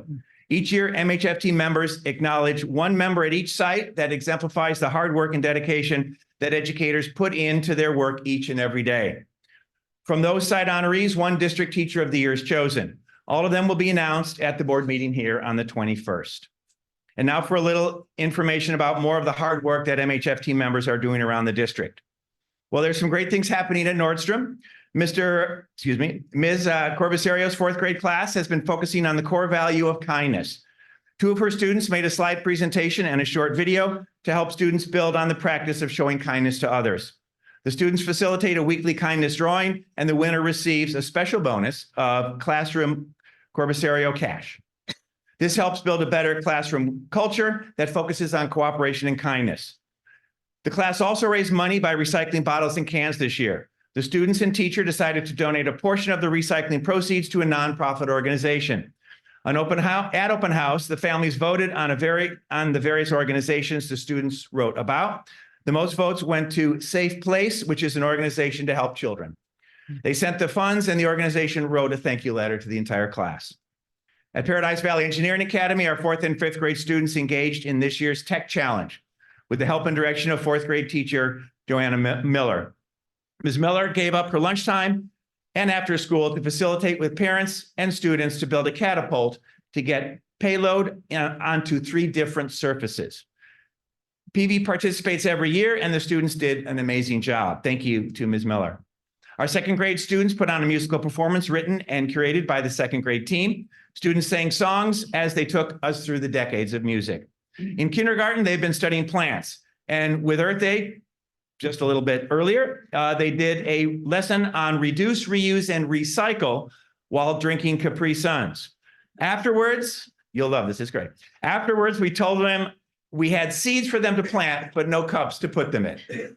Well, of course, the students came up with the idea to reuse the Capri Suns for planting the seeds.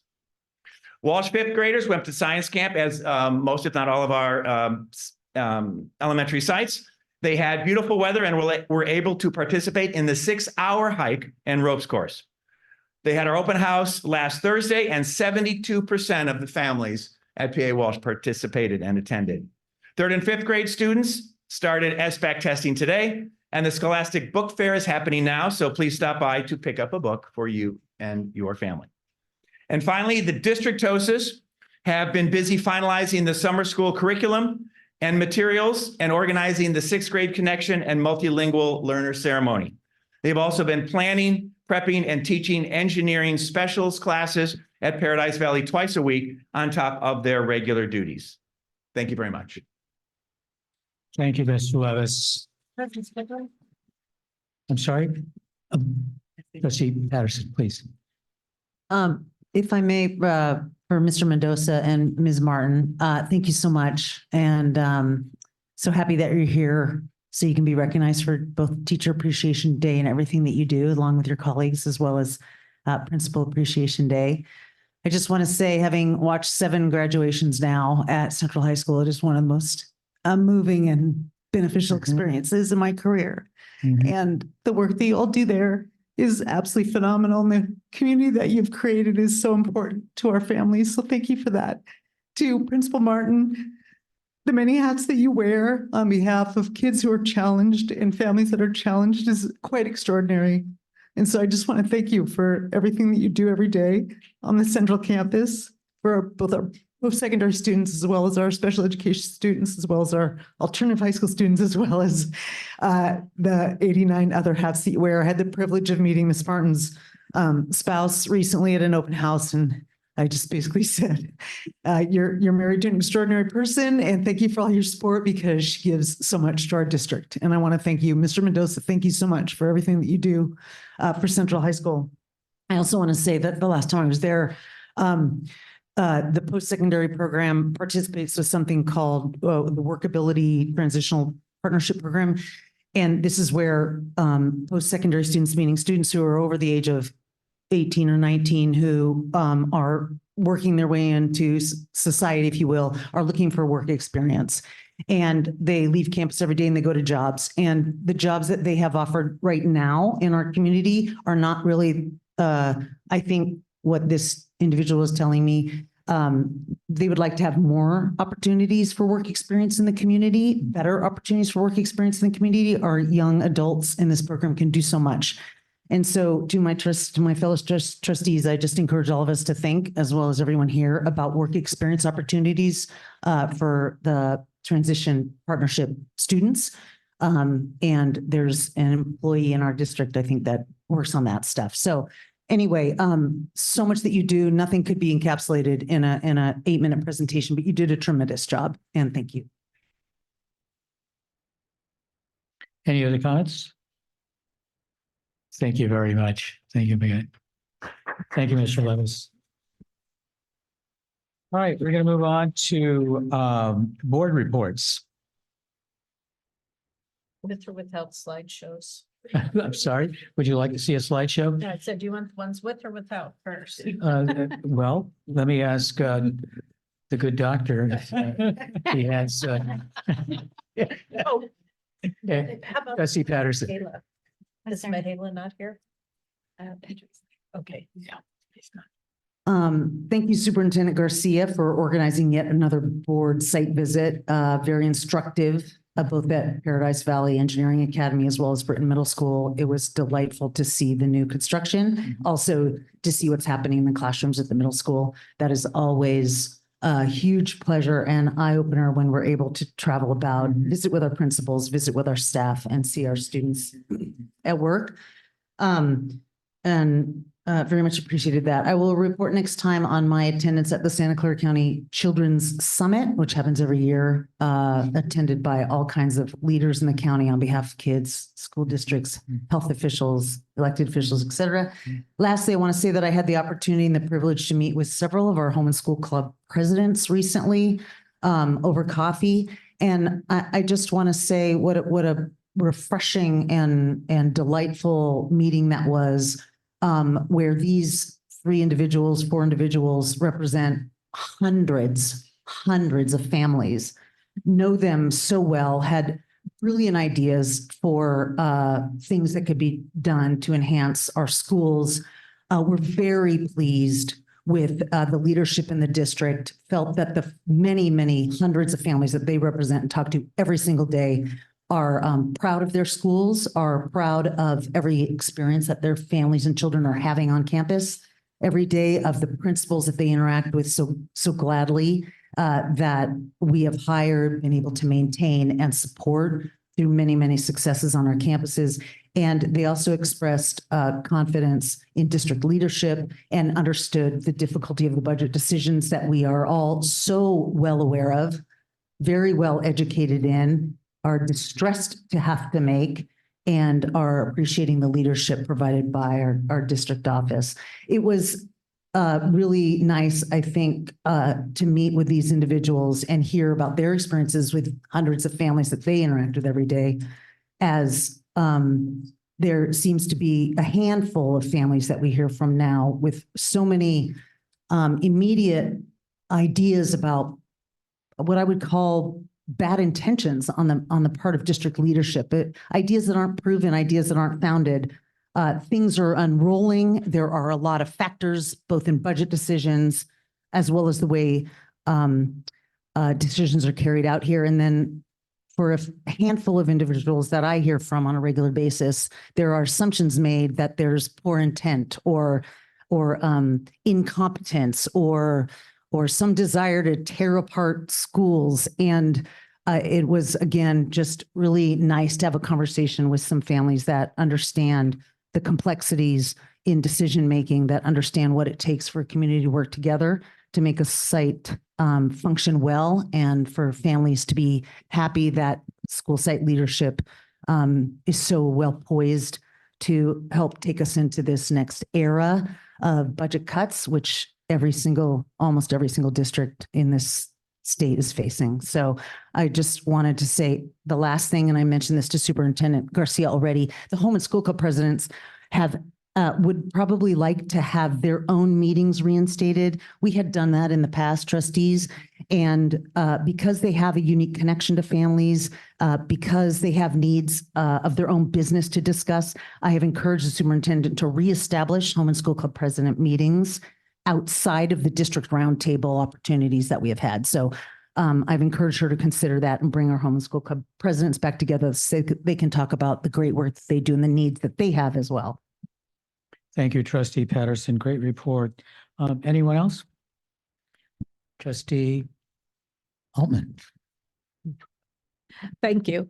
I really appreciate teachers and administrators.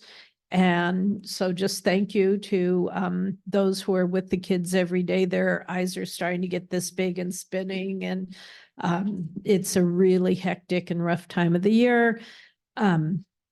I just know that the work you do is appreciated. I promised a parent that I would talk about the Live Oak Band's 80s Trivia Night, which is May 17th.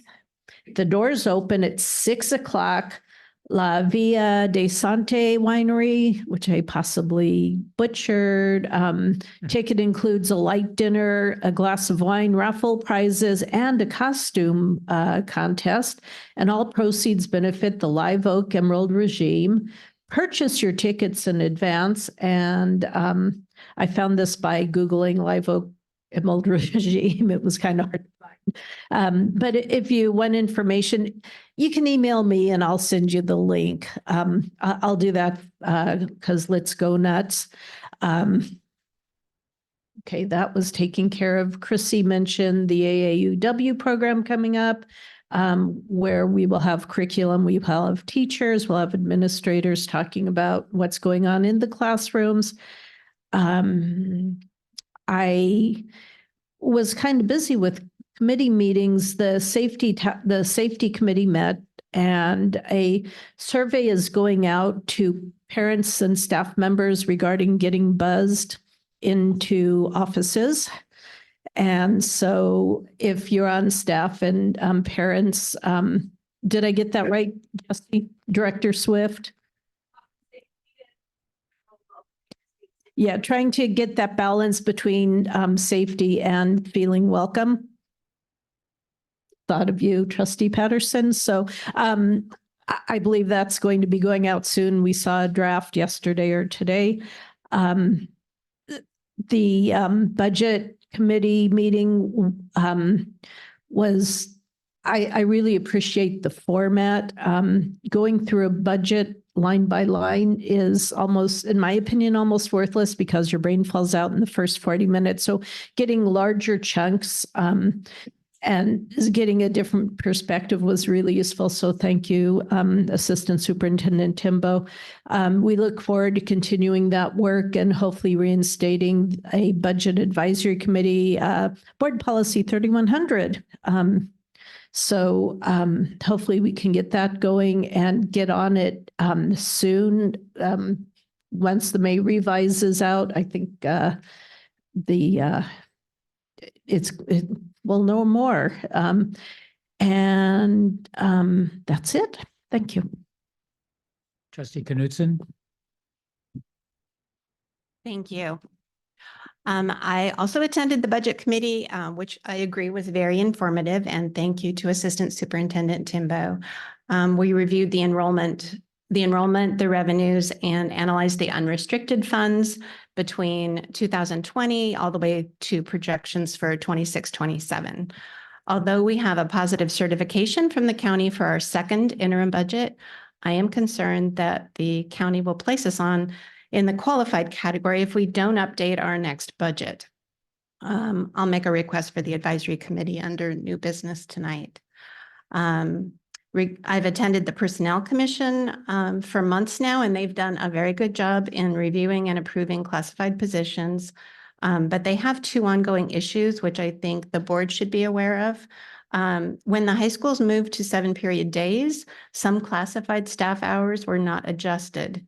We had 2 health aides who worked one-on-one to support individual students with very high needs. They worked the additional time for part of the year and were not paid. They're now getting paid, and that was corrected. But we also have 6-hour para positions that are juggling to support students in high needs classes. I don't know if they're arriving later or leaving earlier, or some combination thereof. But I think when the district is looking at scheduling paras at the high schools next year, SPED should be working with our principals and perhaps expanding their hours so we provide the support that those students need. There was also a request to the Personnel Commission in November to compare and review the classified position of community liaison versus the student support care specialists. They provide similar services to different populations of students, but one position is classified and the other is certificated. The committee is still waiting for some research and recommendations to come through. No? They're all classified. Oh, they're all classified. I stand corrected. But there's a salary difference. So we need to be sure that that gets looked into and resolved. I had the pleasure of visiting students and teachers at a very positive and happy open house at Walsh and the very fun and creative tech challenge at Paradise Valley. I have one concern that popped up at Walsh.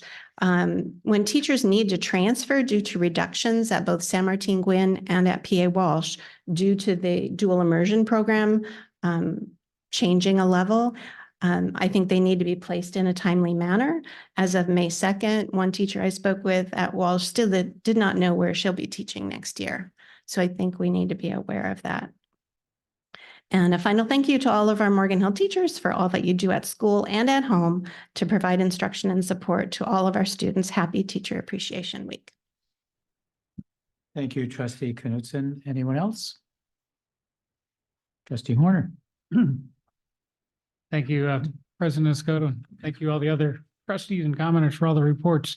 One thing I'll mention is the Chamber Education Committee met again, and it was Trustee Patterson brought up the TPP program. The coordinator of that program is a regular participant there, and many of the discussions with the water district and other businesses have been specifically around how to provide those connections. So that's not sufficient to the need, but that is one of the vehicles we have to helping find those young people the best possible placements. Also, how to summarize four days in DC. I was there with Dr. Rosales Montez. Quite educational and also very important to make sure our federal legislators know the perspective of California schools. We had over 250 trustees and superintendents from throughout the state. We met with, I think, all except 2 members of the California delegation to the House, and not all at the same time, but we fanned out on a number of issues. But I want to highlight again, because it's sort of the the grandmother and grandfather of all unfunded mandates. Left a sheet at each trustee's table. Special education, it's something it's taken me years to kind of get my head around the financial aspects of. But back in 1973, the federal government passed a law saying school districts must meet the needs of these young people with anywhere from, I'd say, some atypical needs to extreme. And at the time, the federal government said, we know that's going to be expensive. We'll cover 40% of it. Right now, they're covering 9%. So when you look at our district budget, for example, our contribution from the general fund to special education is in excess of $15 million. We wouldn't be talking about budget cuts if the needs of those students were fully funded. And in particular, learned the impact of non-public school placements for young people with extreme levels of need. And honestly, these needs are not primarily educational. I mean, if they need round the clock care, they're severe physical and or mental or emotional needs that are real, but how that became the responsibility of local school districts is rather perplexing. These are more kind of Medicare, Medicaid kind of things first and foremost. One of our colleagues from a small district was there, a small school with a few hundred students. One non-public placement took 10% of their general fund. They said, one more and we're bankrupt. So it's an area of extreme need for every kind of school district. It's, you have Republicans, Democrats, independents, so-called red, so-called blue, everybody there. But this is an issue, ADA funded, basic funded. We have all these different ways we slice and dice how our schools are organized. But this need is everywhere. And the federal government's reason for not addressing it for so long is, well, gee, that would be really expensive. Yeah, no kidding. But so there has been some movement in Congress. There have been, Anna Eshoo is now not running again this November, but she had every year she was in Congress, put bills in place to fully fund the commitment to IDEA. And it's something we have to keep pushing for. People don't often want to talk about it because it's such a big problem and such an old problem that everybody is just kind of resigned. We cannot be resigned about it. And this was very much at the top of the list of the things we were talking to our legislators. Unfortunately, all of the legislators from the Bay Area were well aware of this issue and have been pushing for it. So it's just a question of getting sufficient political will around this. But we cannot give up on this massive need for our district and every others. That was just one of many things we covered. I guess the other kind of some bright news out of that, the last year we were there, one of the smaller issues, but still big for the people affected, was that the program to forgive federal student loans for public service, including public school service, that program had become so bureaucratically bottled up that in 1 year, I think they approved 2,000 applications nationwide.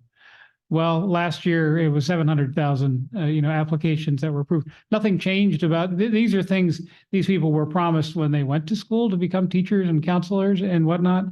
But it frankly is some people won't like me saying this, but it took a different presidential administration that put somebody in charge of the Department of Education that believed in funding these kinds of programs. So that's just a reality. And I'm glad that's something that this year we went back, we could thank our representatives for, because we'd pushed hard on it last year. Moving on, I've really appreciated the opportunity to visit the Live Oak Ethnic Studies class as the students were giving their presentations. Fascinating and interesting. And I've spoken from this dais often about our need to teach a broader, deeper, much more comprehensive history than the history I was taught. And that's a piece of it. It's going on. I'm really glad I got to experience that. Also, Dr. Garcia mentioned the Education Foundation kickoff. What a resounding success. The student performances were amazing. Well over 120 community participants were there. Majid, the owner of Mamma Mia's, provided the venue and heavy appetizers and water and iced tea at no charge. If you wanted anything else, you had to go buy it. But it's just a marvelous thing. Quite a number of you were there. I appreciate it. And this is a long-term effort focused on gathering more funds, particularly for the extracurriculars and other kinds of activities. We've talked about that a lot, but it's off and running. And I look forward to the day when we're talking about hundreds of thousands of dollars or millions of dollars of resources, but I'll take the 27,000 we got last week as a great start and a lot of expression of support. But it was really the students that made it magical. And most of the people there don't have kids in our schools right now. And so many of them are people I know through Kiwanis or other activities in the community, and just, coming up to, I had no idea. Wow, that's so amazing. Who are those kids? How do we get them at our event? So just having adults who are the 75% of adults who are not directly connected to our schools get a little taste of the talent of our young people. That was really extraordinary.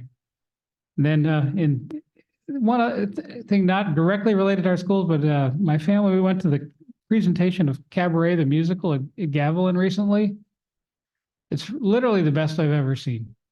And I'll say that because it was presented not in a big Broadway way, but a very precise, restrained kind of performance. It really brought across a very powerful story of a time that's worth it. So it's playing for 2 more weekends. If you have time, it's for seniors like me, it's $15. Otherwise it's 25. It is well worth the time to go experience that production. And then the last upcoming event I'll mention on May 30th, there's an economic mobility summit the city is organizing. Our Dr. Garcia will be one of the speakers. I mean, nothing is more important to economic mobility than a great public education system, but there are many elements, housing, jobs, many different groups will be there, many different speakers. It's going to be at the Granada.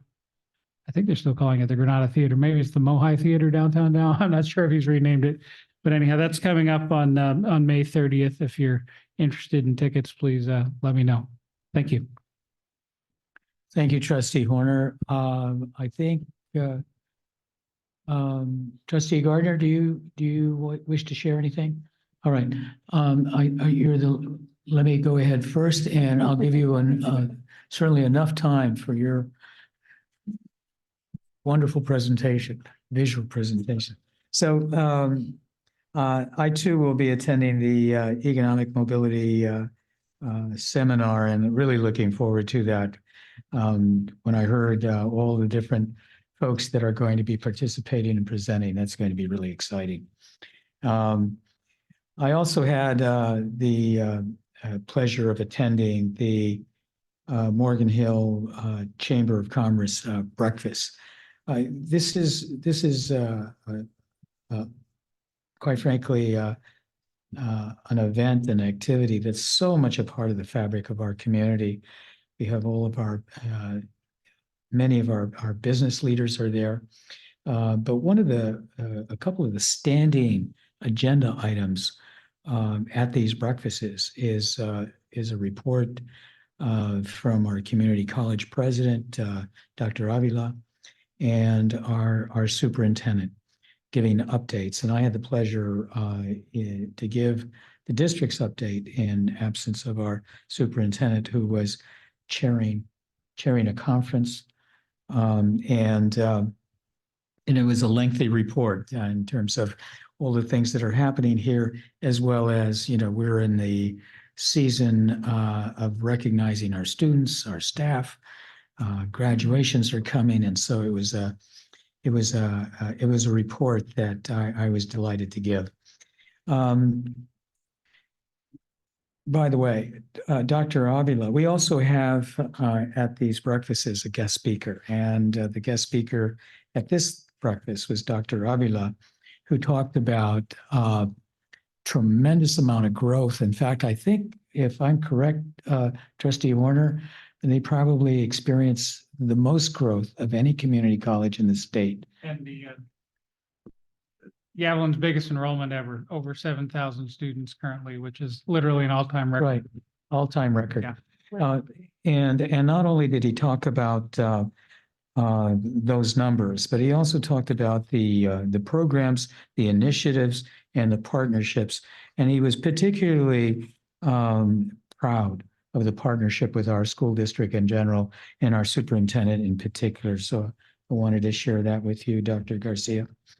And then both Trustee Montes, the superintendent and members of her leadership team, and I attended the school district city of Morgan Hill liaison committee meeting, and maybe Dr. Lopez, you'll say a little bit more about that.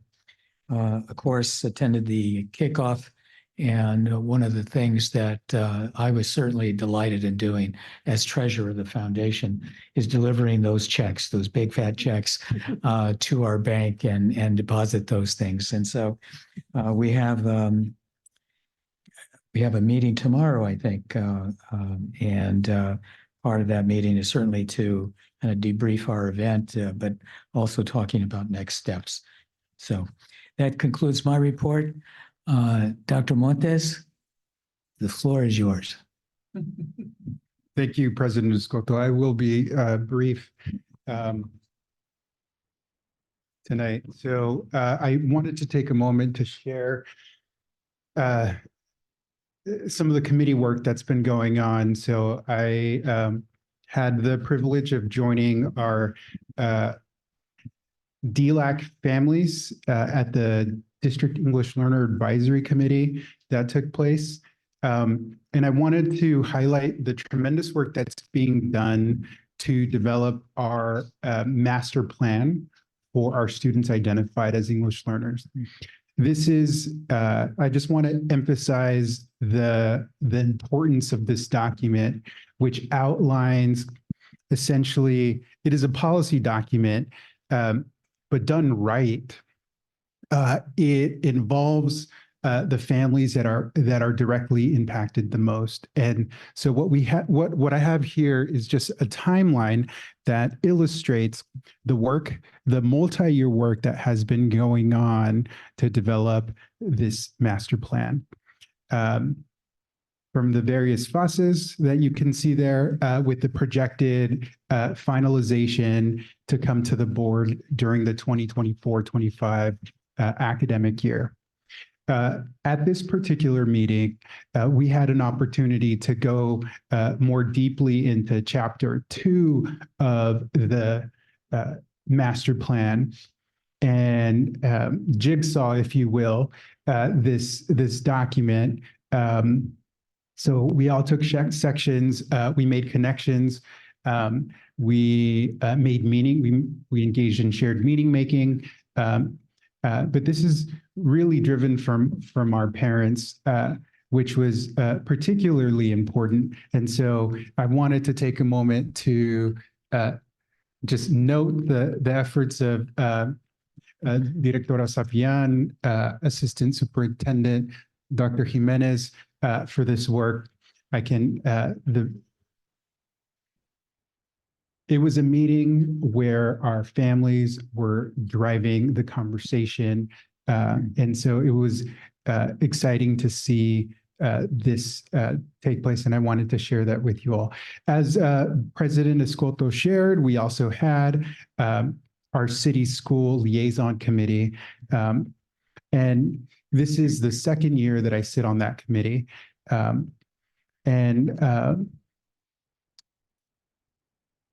When we were engaging in conversation and updates, like I've shared previously, there was our city team noted that they had a new goal around healthy communities, which in my mind aligned very nicely to the work that our LCAP goal that we had. And so through shared agreement, we agreed to do a deep dive, and our respected teams engaged in a deep dive to determine where are those opportunities of overlap to perhaps develop some shared goals. And so what you see projected here are these draft areas of potential places where we can flesh out some shared goals.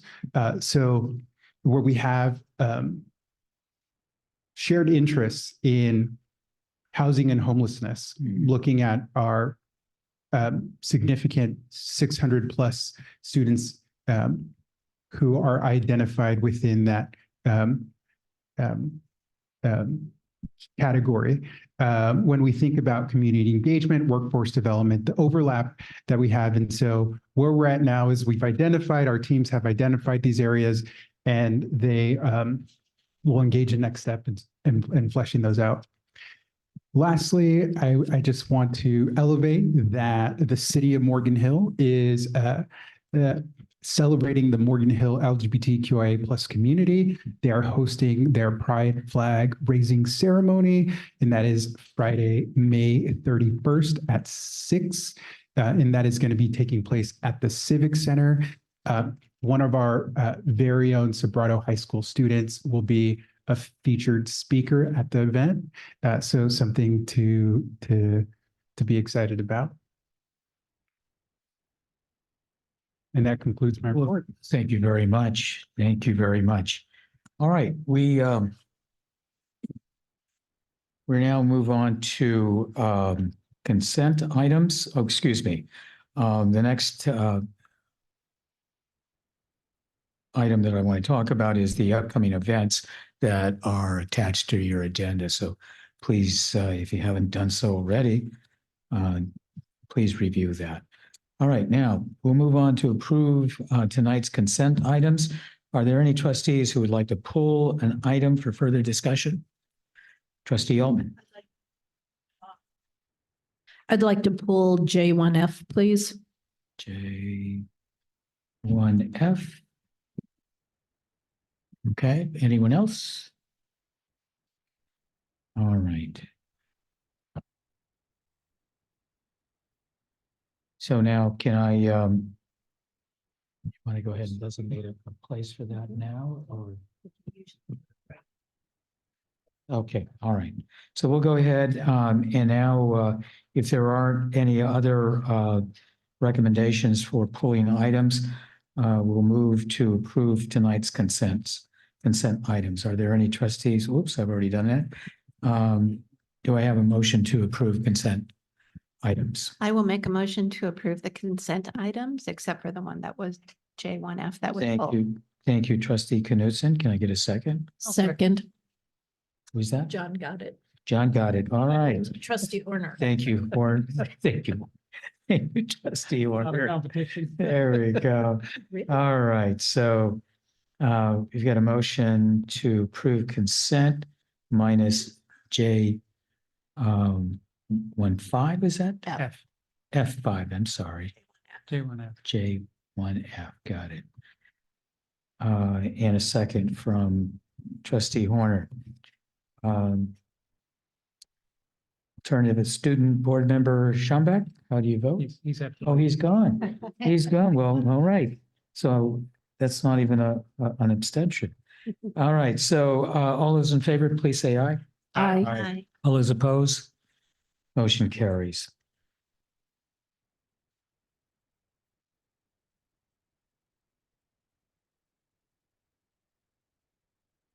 All right.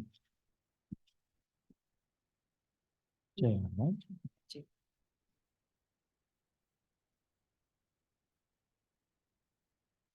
All right.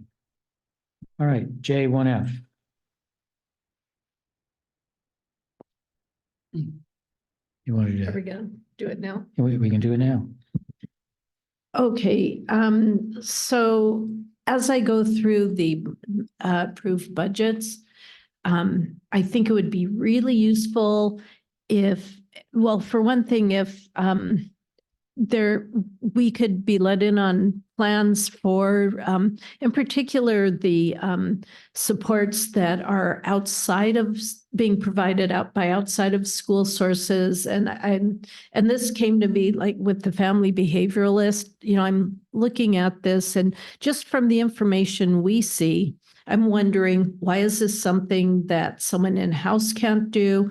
So if we could get more information and then just how, because like in the last couple months, we've approved LADI, South County Youth Task Force, at the beginning of the year, Discovery Counseling. These are all fantastic programs. And, Lord knows, I really leaned on Dory Prado when I was an assistant principal. But just how they all go together. At some point, because from my perspective, it's almost like, well, like with the family behavioralist, I'm not sure if this is a site one, it's not very much money. And also if it is a site expenditure, if we could have that information. So I'm asking for more information. And then if that's possible, when we're getting these. If I may ask for a clarification, you would like more information on the actual document that's attached? What it's going to be supporting? So it has the description. Are you asking on the actual attached on the right-hand Or side? attach it, because the, you know, for instance, I'll just use the family behavioralist.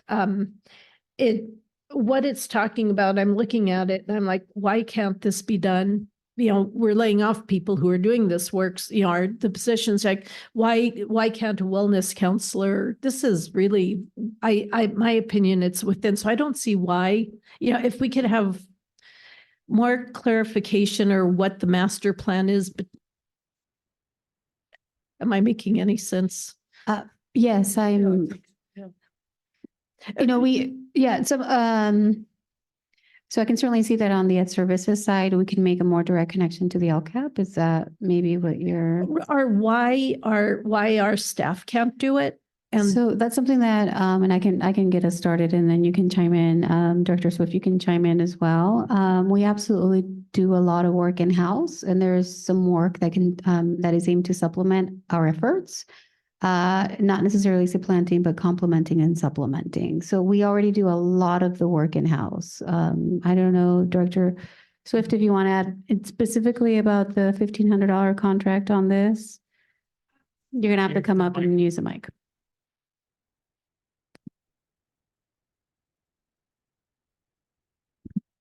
Hey, everyone. The Family Behaviorist is a board certified behavior specialist or analyst. Our BCBAs currently are supporting our special ed students in the classroom during the day. This contract is to support a connection with our after school with our families with some identified students and families with specific needs. Through our multidisciplinary team meetings, we've seen some patterns of behaviors in certain age groups. And through this contract, we are working to create sort of a workshop model / parent coaching to help support some of the students and their families through the patterns that have been determined through our multidisciplinary teaming outside of our special education work. see, and now that starts to make sense. But until we get that, it's like, why, you know, so I don't know how much more effort it would. Is that at all doable, Dr. Jimenez? I believe so. I think maybe the other piece I was just going to jump in to add to Director Swift's is that we're paying for this through Title IV federal program funds, which means that they have to be spent in a certain manner. So we're not using general funds or LCFF supplemental. Those funds have to be expended for either parent education or student education programs, and they have pretty tight guidelines. So it sounds to me, if I may interject, that Trustee Altman is suggesting that it would be beneficial for lack of a better term, a justification for a particular contract. In the justification, and I don't mean that in a pejorative sense, but we need to do this rather than in-house. Am I understanding that correctly? Yeah. Yeah. And then, as I've been sitting here longer, I usually look, okay, it's not coming from general funds, so I'm not going to worry about it, but we can always use the money. You know, we could do something else with the money. And I understand while it's restricted within that, you know, then I'd like, and so what Director Swift said, that's making sense to me now. Why? But when I was just looking at it, it's like, well, I can talk about the functions of behavior and hopefully pretty much anyone either in the counseling or who's gone through any behavior management classes can, but what, you know, so why? And that's where, like, is there a plan? Is it like something shiny goes by and we got to have it? And so I think it would help us as board members when we're being questioned about contracts and help the community in for our favorite word, transparency, that we understand and the community can understand why these contracts are needed. We've got trustee Montes. Thank you, President Escoto. I appreciate trustee Altman's comments. I know certainly when I came on the board, the funding source was something that was important to me to add. Dr. Jimenez, I appreciate you clarifying that's being funded from Title IV. I think having that type of information in the funding source category seems essential to me, right? And so currently it reflects climate and culture. But as you know, we're navigating these documents, I do agree that the justification piece would be helpful, but then making sure we're clear as the funding source, because I wouldn't have been able to discern that from climate and culture. So what I'm hearing is streamlining the description a bit more and including the funding source, the actual funding source, Title I, Title II, supplemental, general fund, et cetera. Adding those two. And Correct. then if there is any type of overarching plan for the supports that we have, such as LADI, SV, YTF, DC, I'll just keep with the acronyms, Discovery, how are they all going to go together? That wouldn't be in the contracts itself, but that's, I think, something that at some point we need some clarification on. Like, how is the system being built? I want to note that trustee Horner has his hand up, but I'm just closing out my comment. I wonder if a good practice might be where there's a direct link to our LCAP.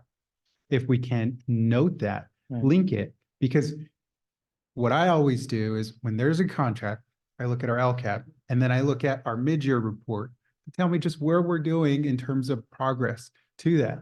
But if we can save that, me having to go through this 100+ page document, streamline it. So we just eliminate that and we help connect the pieces. It would go a long way. So I thank trustee Altman for that. Trustee Horner. Thank you. I appreciate the discussion and the intent, and I just have a word of caution for ourselves as well. It's easy in our curiosity and interest to create more and more and more work for the people that are supposed to be managing the organization on a daily basis. So I think this is, I'm not saying let's not do anything of what's been discussed, but I'm a little bit concerned about a slippery slope. I mean, I had a boss once told me, he says, anyone can ask more questions than the smartest person can ever get around to answering. And so we just need to be really, really mindful of what additional work we ask for. We're getting a lot of detailed emails from certain community members, wanting to see, well, 3 years ago you did this, I'd like a 3-page report. So we just have to be really cautious about that and make sure that as we're improving our ability to do oversight and understand, which I agree with, it's possible to go too far. I'm not saying this is, but I'm like, my spidey sense is going up in that regard. And it's also my assumption anything on this signed contracts list are things that already have been budgeted for. And some of how do all of our third-party service providers fit into our various initiatives? Those are things we should be covering in the various themed study sessions where those topics are covered. I know that for ourselves and other, if we tried to replace many of these smaller, local contracting operations with our own staff, we're pretty expensive compared to, say, Lottie and some of these other nonprofits. So just, I understand and appreciate the discussion, and a word of caution that, as community members and trustees, we could go too far in just asking for more and more and more.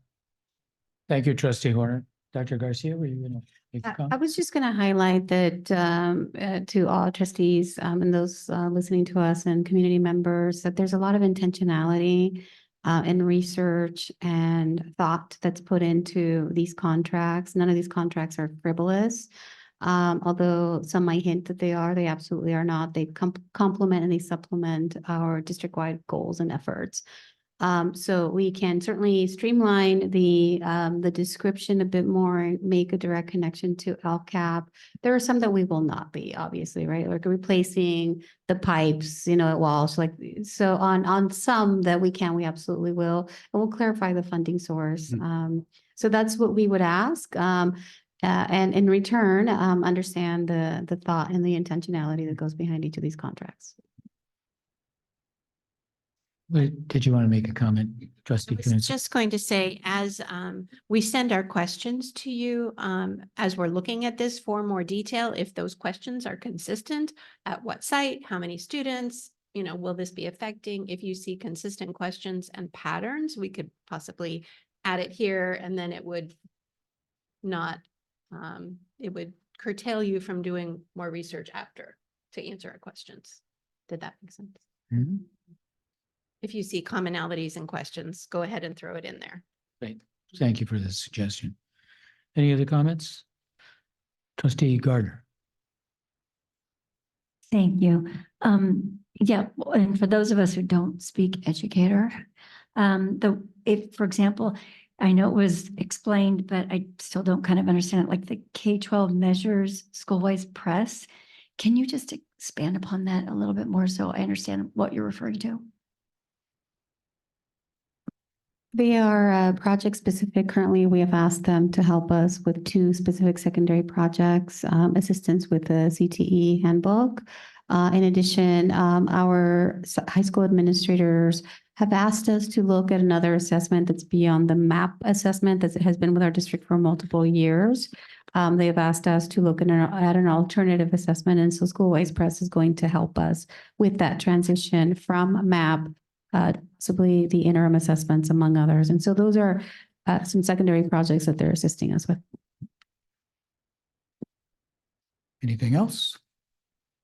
All right, folks. Thank you very much. You're I'm welcome. going to move on to K1. Trustee President Escoto, I'll Sorry? motion to Oh, approve sorry. J1F. And can I get a second? Second. Thank you, Trustee Horner. Thank you, Dr. Montes. All right, all those in favor, say aye. Aye. All those opposed? Motion carries. All right. K1, approved district data snapshot. Trustee Altman will present this item. And then Coordinator Crystal Alvarez. I don't know if she's going to be available. Crystal Alvarez, Assistant Superintendent Jimenez, and Superintendent Dr. Garcia will be available to answer any questions. Trustee Altman.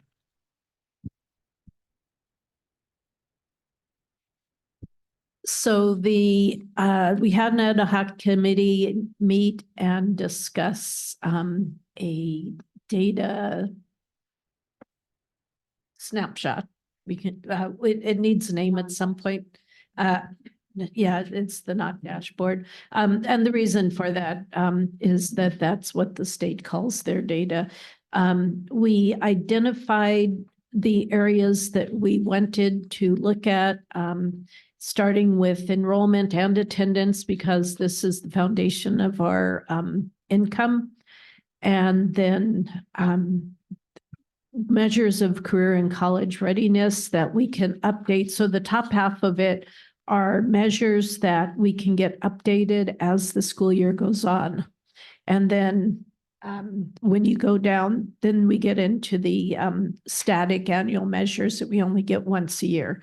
So our goal was to keep this at 1 page, and it got a little longer, and that's why I was advocating that we move the verbiage out of the cells and put it underneath. These are little things we can do, but the biggest thing is, what are we looking at? So in the enrollment, attendance, our scores that come in from our formative assessments right now, they're MAP and iReady. And so those are the college career measurements. And then for Student engagement, looking at suspensions and expulsions. There is a correlation between those and how well students are feeling engaged in school. And it's also important to see how that's going. The GPAs, actually, I would appreciate if that was switched one column to the left, so that would keep it with academic achievement. And then having a couple measures for the budget. The two measures we came up with is if we're currently running at a surplus deficit, and then percent reserve, we're looking at it as we go through the interims. And so this was most of this was populated, I believe, by Crystal. Thank you very much. And so that is what the top part is. And the measures include, and then there was some discussion about the measures in these, and then one thing that the committee had talked about was having links so that when we want to drill down, if we want to look at the relevant student groups such as EL, special ed, maybe foster youth, whatever the state has about 5 groups that they look at, that we could link to so that we'd have in-depth information. And then having it, so as you can see here, we have as of September, as of December, as of March. And so we can go through and look at what the trends are as the school year goes on. So kind of more real time. And Trustee Gardner and Trustee Patterson join in at any point if any comments you want to make. Trustees, do you want to add? I think Nancy covered it very well. Thank you. Trustee Patterson, do you want to add any comments? Trustee Altman spoke of wanting to keep it, desperately hoping it would be a page. I'd still like it to be a page. I'm thinking, if anything we can do to shorten it. For example, I don't feel the need to see the cumulative by semester. I like real time. We get that from occasional theme study sessions. Right. We get that from school presentations, school by school. It's not quite the same thing. So I think there's still places we could cut. I really wanted some measures at a glance. I think the content with grades, assessment data, suspensions is good. The budget column is good. So anyway, I'm glad we got this far. I think we can tighten it up even more. I'd like less work for staff and easier on my eyes. So it's both selfish as well as trying to keep staff time in mind. If the board finds this helpful, if all my colleagues find this helpful, I'm happy to proceed as is. I think we can probably shorten it. Trustee Altman, did you want to comment further? You know, for instance, I'd be happy taking out high school GPAs. One thing we're going to have to look at, which at the AEC, when I went to a session on data, that we're going to have to at some point add in our early literacy numbers. They said that's where you absolutely have to be keeping your finger on that pulse. So, you know, I think we have a start here. The updates like GPAs would be every 3, you know, so we'd be looking at this exact organization where it's, it has the beginning of the school year, it has the semester, and then the third quarter where we get the information, because that's when the tests happen. I'd be comfortable, if you want to get down to, let's drop the high school GPAs and just save that space. And then I had recommended a little bit late that we move just the verbiage, like the notes, which are important, but it just makes it longer. Just put it all on the bottom. So when we're looking for numbers, we don't have to deal with the notes, like this is the format it's provided in, or let's see, there were a couple in there where it just gave more explanation. Or did those come out? In the enrollment. And yeah, like in the enrollment, like important note that let's just put it down at the bottom outside of the cells. Trustee Horner. If I may, I hate footnotes. I hate running all over a document trying to find the, what's 3 stars or what's number 5, so I know people often do that for, to make it prettier. But sorry for just jumping to that. First, I want to thank everybody. That's a lot of work has gone to get it this far. And I find it very useful. 1 page is nice, but 2 or 3 for me is fine, compared to trying to go to multiple presentations, in multiple meetings. I find this a really helpful summary of a lot of useful indicators. And my suggestion would be that rather than continuing to sharpen this knife, let's work with it for a while.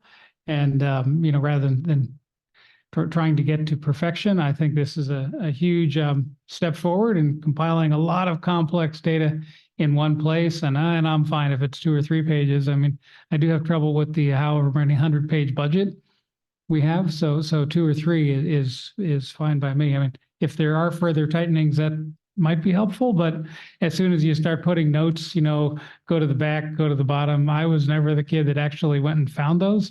I find it really helpful to have it together. Trustee Montes, please. Thank you, President Escota. I want to just echo the appreciation. Just going over it, seeing the data that's captured here, I think is super important. Just by looking at it, I see just opportunities to enhance, like moving suspension expulsions, fusing that with the dates and quarterly, that can be 1 column. I think if we just tighten up the language in terms of, say, we're looking at MAP, 45% of students met, 52% of students at or above. That would help us condense it so it fits into 1 page. And so that's just minutia, but overall, I'm grateful for this tool. I think it's extremely helpful, especially when we're looking at overall enrollment, attendance percentages, our enrollment for special education, our students identified as English language learners. These are important metrics for us to constantly be looking at because they have huge implications in terms of what it is that we're doing alongside the others that are captured here. So thank you, Vice President Altman, Trustee Patterson, and Trustee Gardner for your collective work in bringing this forward, and staff for the support. Thank you, Trustee Montes. Superintendent Garcia, comments? I'm pretty clear. It's staff is pretty clear on how we can tighten it up a little bit without making you go search for footnotes. And I agree, let's test drive it. And, we will, on the note section, we can figure out a way to make that even more condensed and even more abbreviated. I want to clarify though, Trustee Rosales Montes, we had included some information on EL and SPED, et cetera, but in the latest iteration that fell out. And so It's here. I'm looking at the enrollment attendance, so I'm seeing the overall enrollment there. We had included it in the annual measures below in the second document. There it is. Okay, so we had removed it from the second document, but it remains in the first document. Thank you. Thank you. So yeah, we're clear on the direction. Trustee, any other comments? Are we ready to vote on this? All right, can I get a motion? I move that we approve the data snapshot. Thank you, Trustee Altman. Can I get a second? I'll second it. Thank you, Trustee Gardner. All right, all those in favor, please say aye. Aye. All those opposed, say no. Motion carries. Congratulations. Appreciate it, Nancy. Thank you very much. And for those of you that worked on it as well, thank you for your time and efforts. All right. Now we're at K2, adopt salary schedule for executive cabinet salary schedule effective July 1st, 2023. Assistant Superintendent Sanchez will introduce and present this item. Thank you, President Scotto, members of the board, ladies and gentlemen. The purpose of this is to maintain compliance with the rules of STRS PERS regarding accruable years of service, and as recommended by them, we request the approval of the salary schedule retroactive to July 1, 2023. Any questions, comments? Hearing none, can I get a motion to approve? Motion to approve, adopt, excuse me. A motion for the adoption of the salary schedule for executive cabinet salary schedule. Thank you, Trustee Rosales Montes. Can I get a second? Second. Thank you, Trustee Altman. All those in favor say aye. Aye. All those opposed say no. Motion carries. All right, K3, final resolution reducing, eliminating classified employee services due to lack of work or lack of funds. Assistant Superintendent Sanchez will introduce and present this item. Thank you, President Scotto. Due to the expiration of one-time funds, programmatic changes, and ensuring fiscal solvency on March 5th, 2024, the governing board adopted resolution number 35 to reduce or eliminate classified services due to a lack of work or lack of funds. To implement the resolution by March 15th, 2024, impacted employees were served with a preliminary layoff notice and were notified of their right to request a hearing on their layoff. One classified employee was transferred to a different work site as a result of a resignation. One classified employee accepted a reassignment to the classified position of a paraprofessional. One classified employee accepted a reassignment to the classified position of a student supervisor, and one classified employee resigned. As a result, no layoff hearing is needed. By adopting this final resolution, the board is eliminating the services identified in this resolution and directing the superintendent or her designee to take other actions necessary to carry out this resolution. Thank you, Assistant Superintendent Sanchez. Colleagues, questions, comments? Trustee Patterson. I just want to, again, appreciate President Vanderventer, your comments earlier. Thank you for your passion and your work on behalf of the employees that you represent. Thank you, Trustee Patterson. Anyone else? All right, hearing none, can I get a motion to approve the final resolution? I'll make a motion to approve the final resolution reducing, eliminating classified employee services due to the lack of work or lack of funds. Thank you, Trustee Rosales Montes. May I get a second? Second. Thank you, Trustee Altman. All those in favor say aye. Aye. All those opposed say no. We look alike. Motion carries. K4, final resolution eliminating certificated employee services due to a reduction of particular kinds of services. And again, Assistant Superintendent Sanchez will introduce and present this item. Thank you, President Scotto. Due to the expiration of one-time funds, programmatic changes, and ensuring fiscal solvency on March 5th, 2024, the governing board adopted a resolution number 36 to reduce or eliminate particular kinds of certificated services.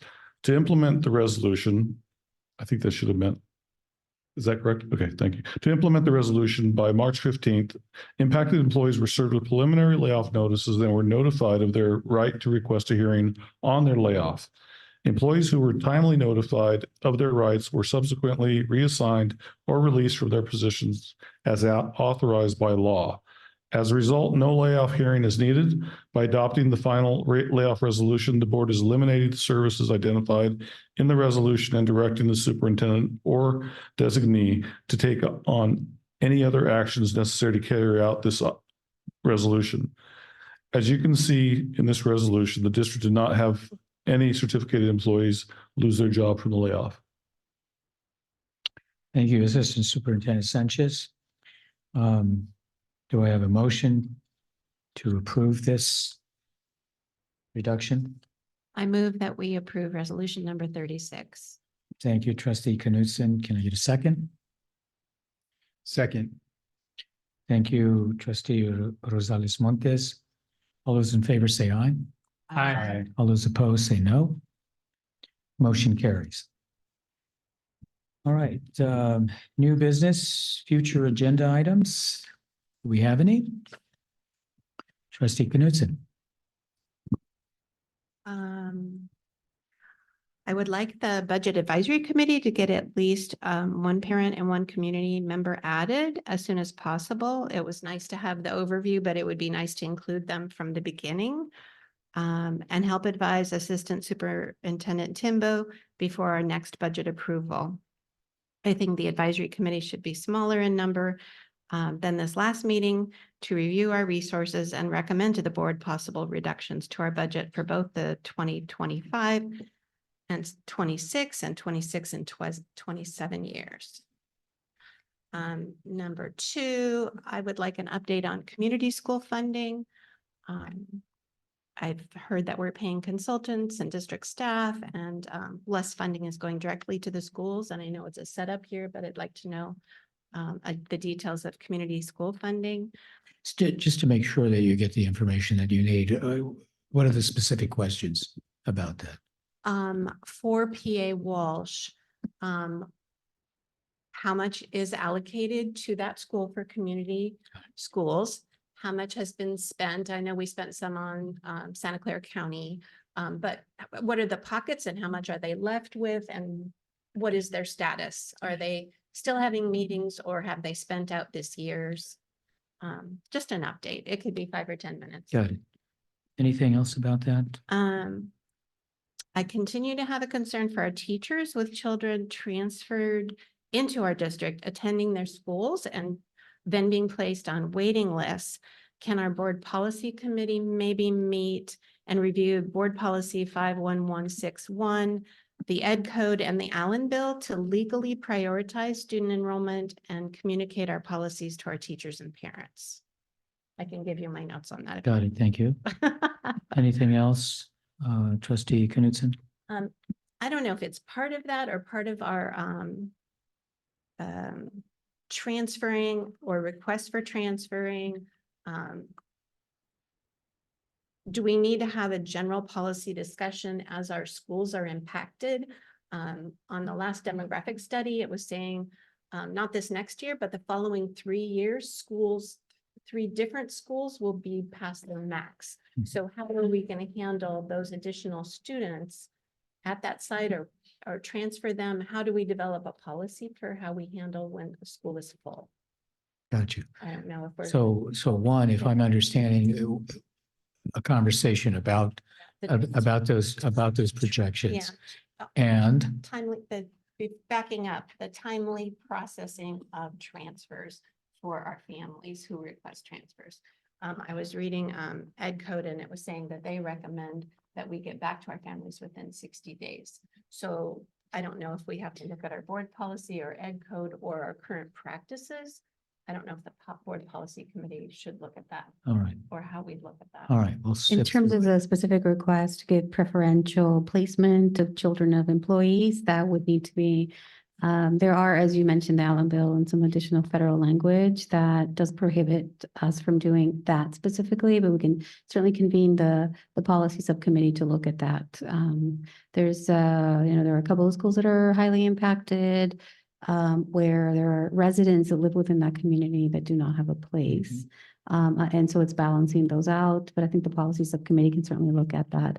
In terms of the transfer window, that's all that's work that staff can do to make sure that we, give families as much timely answers and timely responses. If I may go back to the budget advisory committee, what staff has been working on is coming up with a process to a fair and equitable process where all parents in our community can be given an opportunity to be part of the budget committee, not just parents, but also community members. Right. policies, 3100 also includes, representative from the Chamber of Commerce. There are additional voices that we can add to the policy subcommittee. It is going to be not possible for us to enact that version of the policy subcommittee from now until June 6th. Sorry, do you mean budget? Yes, sorry. Thank you for the clarification. Yes, the Budget Advisory Committee, as indicated in Board Policy 3100. So Budget Advisory Committee. Our goal is to establish the requirements and an application process that again will be fair and equitable and open to all. And so that by next year, we can convene the Budget Advisory Committee to help us identify cuts for the 25-26 school year. Board has already given us direction on the identification of $5.5 million. Those will be reflected in the budget. In addition to that, as we described earlier, we're monitoring enrollment, we're monitoring the tight staffing, we're monitoring all vacancies with the soft freeze. And so we're able to identify additional cuts that are going beyond $5.5 million. So that is the work that staff is already doing. Trustee Montes. Thank you, President Escoto.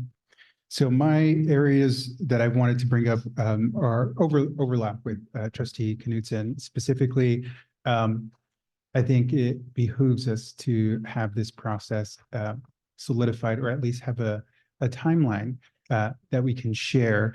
And I did have a point of clarification in terms, when you say next year, are we talking about the next fiscal year, the next academic year? If you can clarify that too in the timeline, so that we're all clear, because I have also had community members express interest in being part of this committee, and I told them to hold tight, but I want to make sure that we have a process so that folks who are interested can express that interest. In addition to that, tonight we took action to approve the multi-year SRO contract. And one of the things, and I wanted to thank our police department for their partnership, Captain Ramirez, Chief Belsgrove for all their work, as well as our SRO who is with us. But one of the requests that I have is, as part of this process, given that we are utilizing our LCAP funds, is we can have an annual update on the purpose that is outlined in the SRO contract. There are 8 core purpose areas that are outlined. And I've followed up, and I have, I've been privy to this, but I want to make sure that we have an opportunity to talk about the impact that it's having and how it is supporting and benefiting our community. And so that is my request. So ongoing, that we have an annual impact update on this initiative from our LCAP.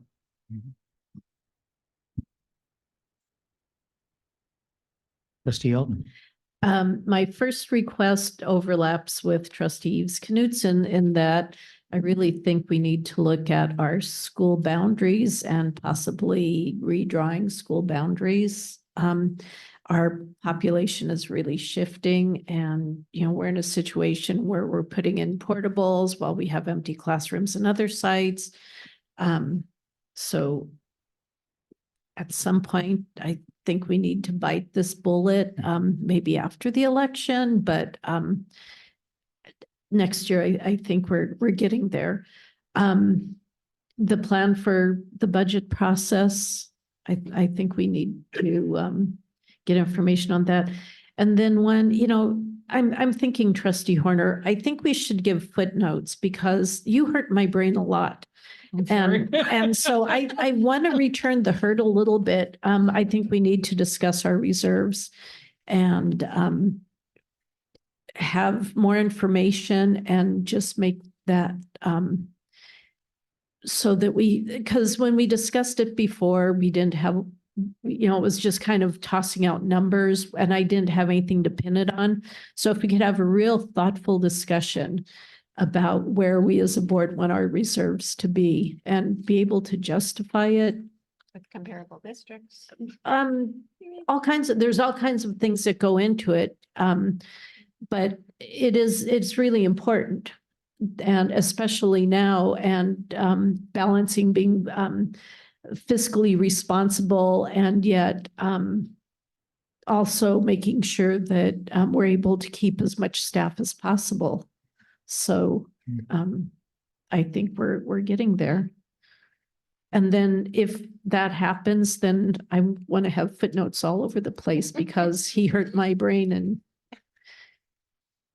Trustee Horner, did you have a rebuttal?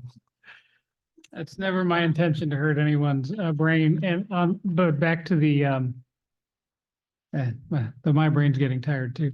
Back to the boundary issue. I think we actually have an open item on the open requests list, to look at boundary adjustments. So I think that's just. Let's put check mark by. Right, adding more initials to that one. And I have no other further requests. Thank you. Were you going to comment, Dr. Garcia? Okay, sounds good. Trustee Patterson. Dr. Garcia, I think I'd like to just give some guidance around the Budget Advisory Committee and a timeline. If we could, I know that August is a little crazy around here, but we have to start meeting as a budget committee by the last day of September, I would say. So the process has to have been developed and in place and the membership selected and have a meeting scheduled ASAP. So what do you think is possible? Is having the first committee meeting before the end of September possible? Therefore, the member Yes, selection process? Very will happen? possible. And that's precisely what we were thinking. Great. Thank you. Thank you, Trustee Patterson. Yes. So on the budget, if we see the May revise and we have a June budget that we need to approve, if we are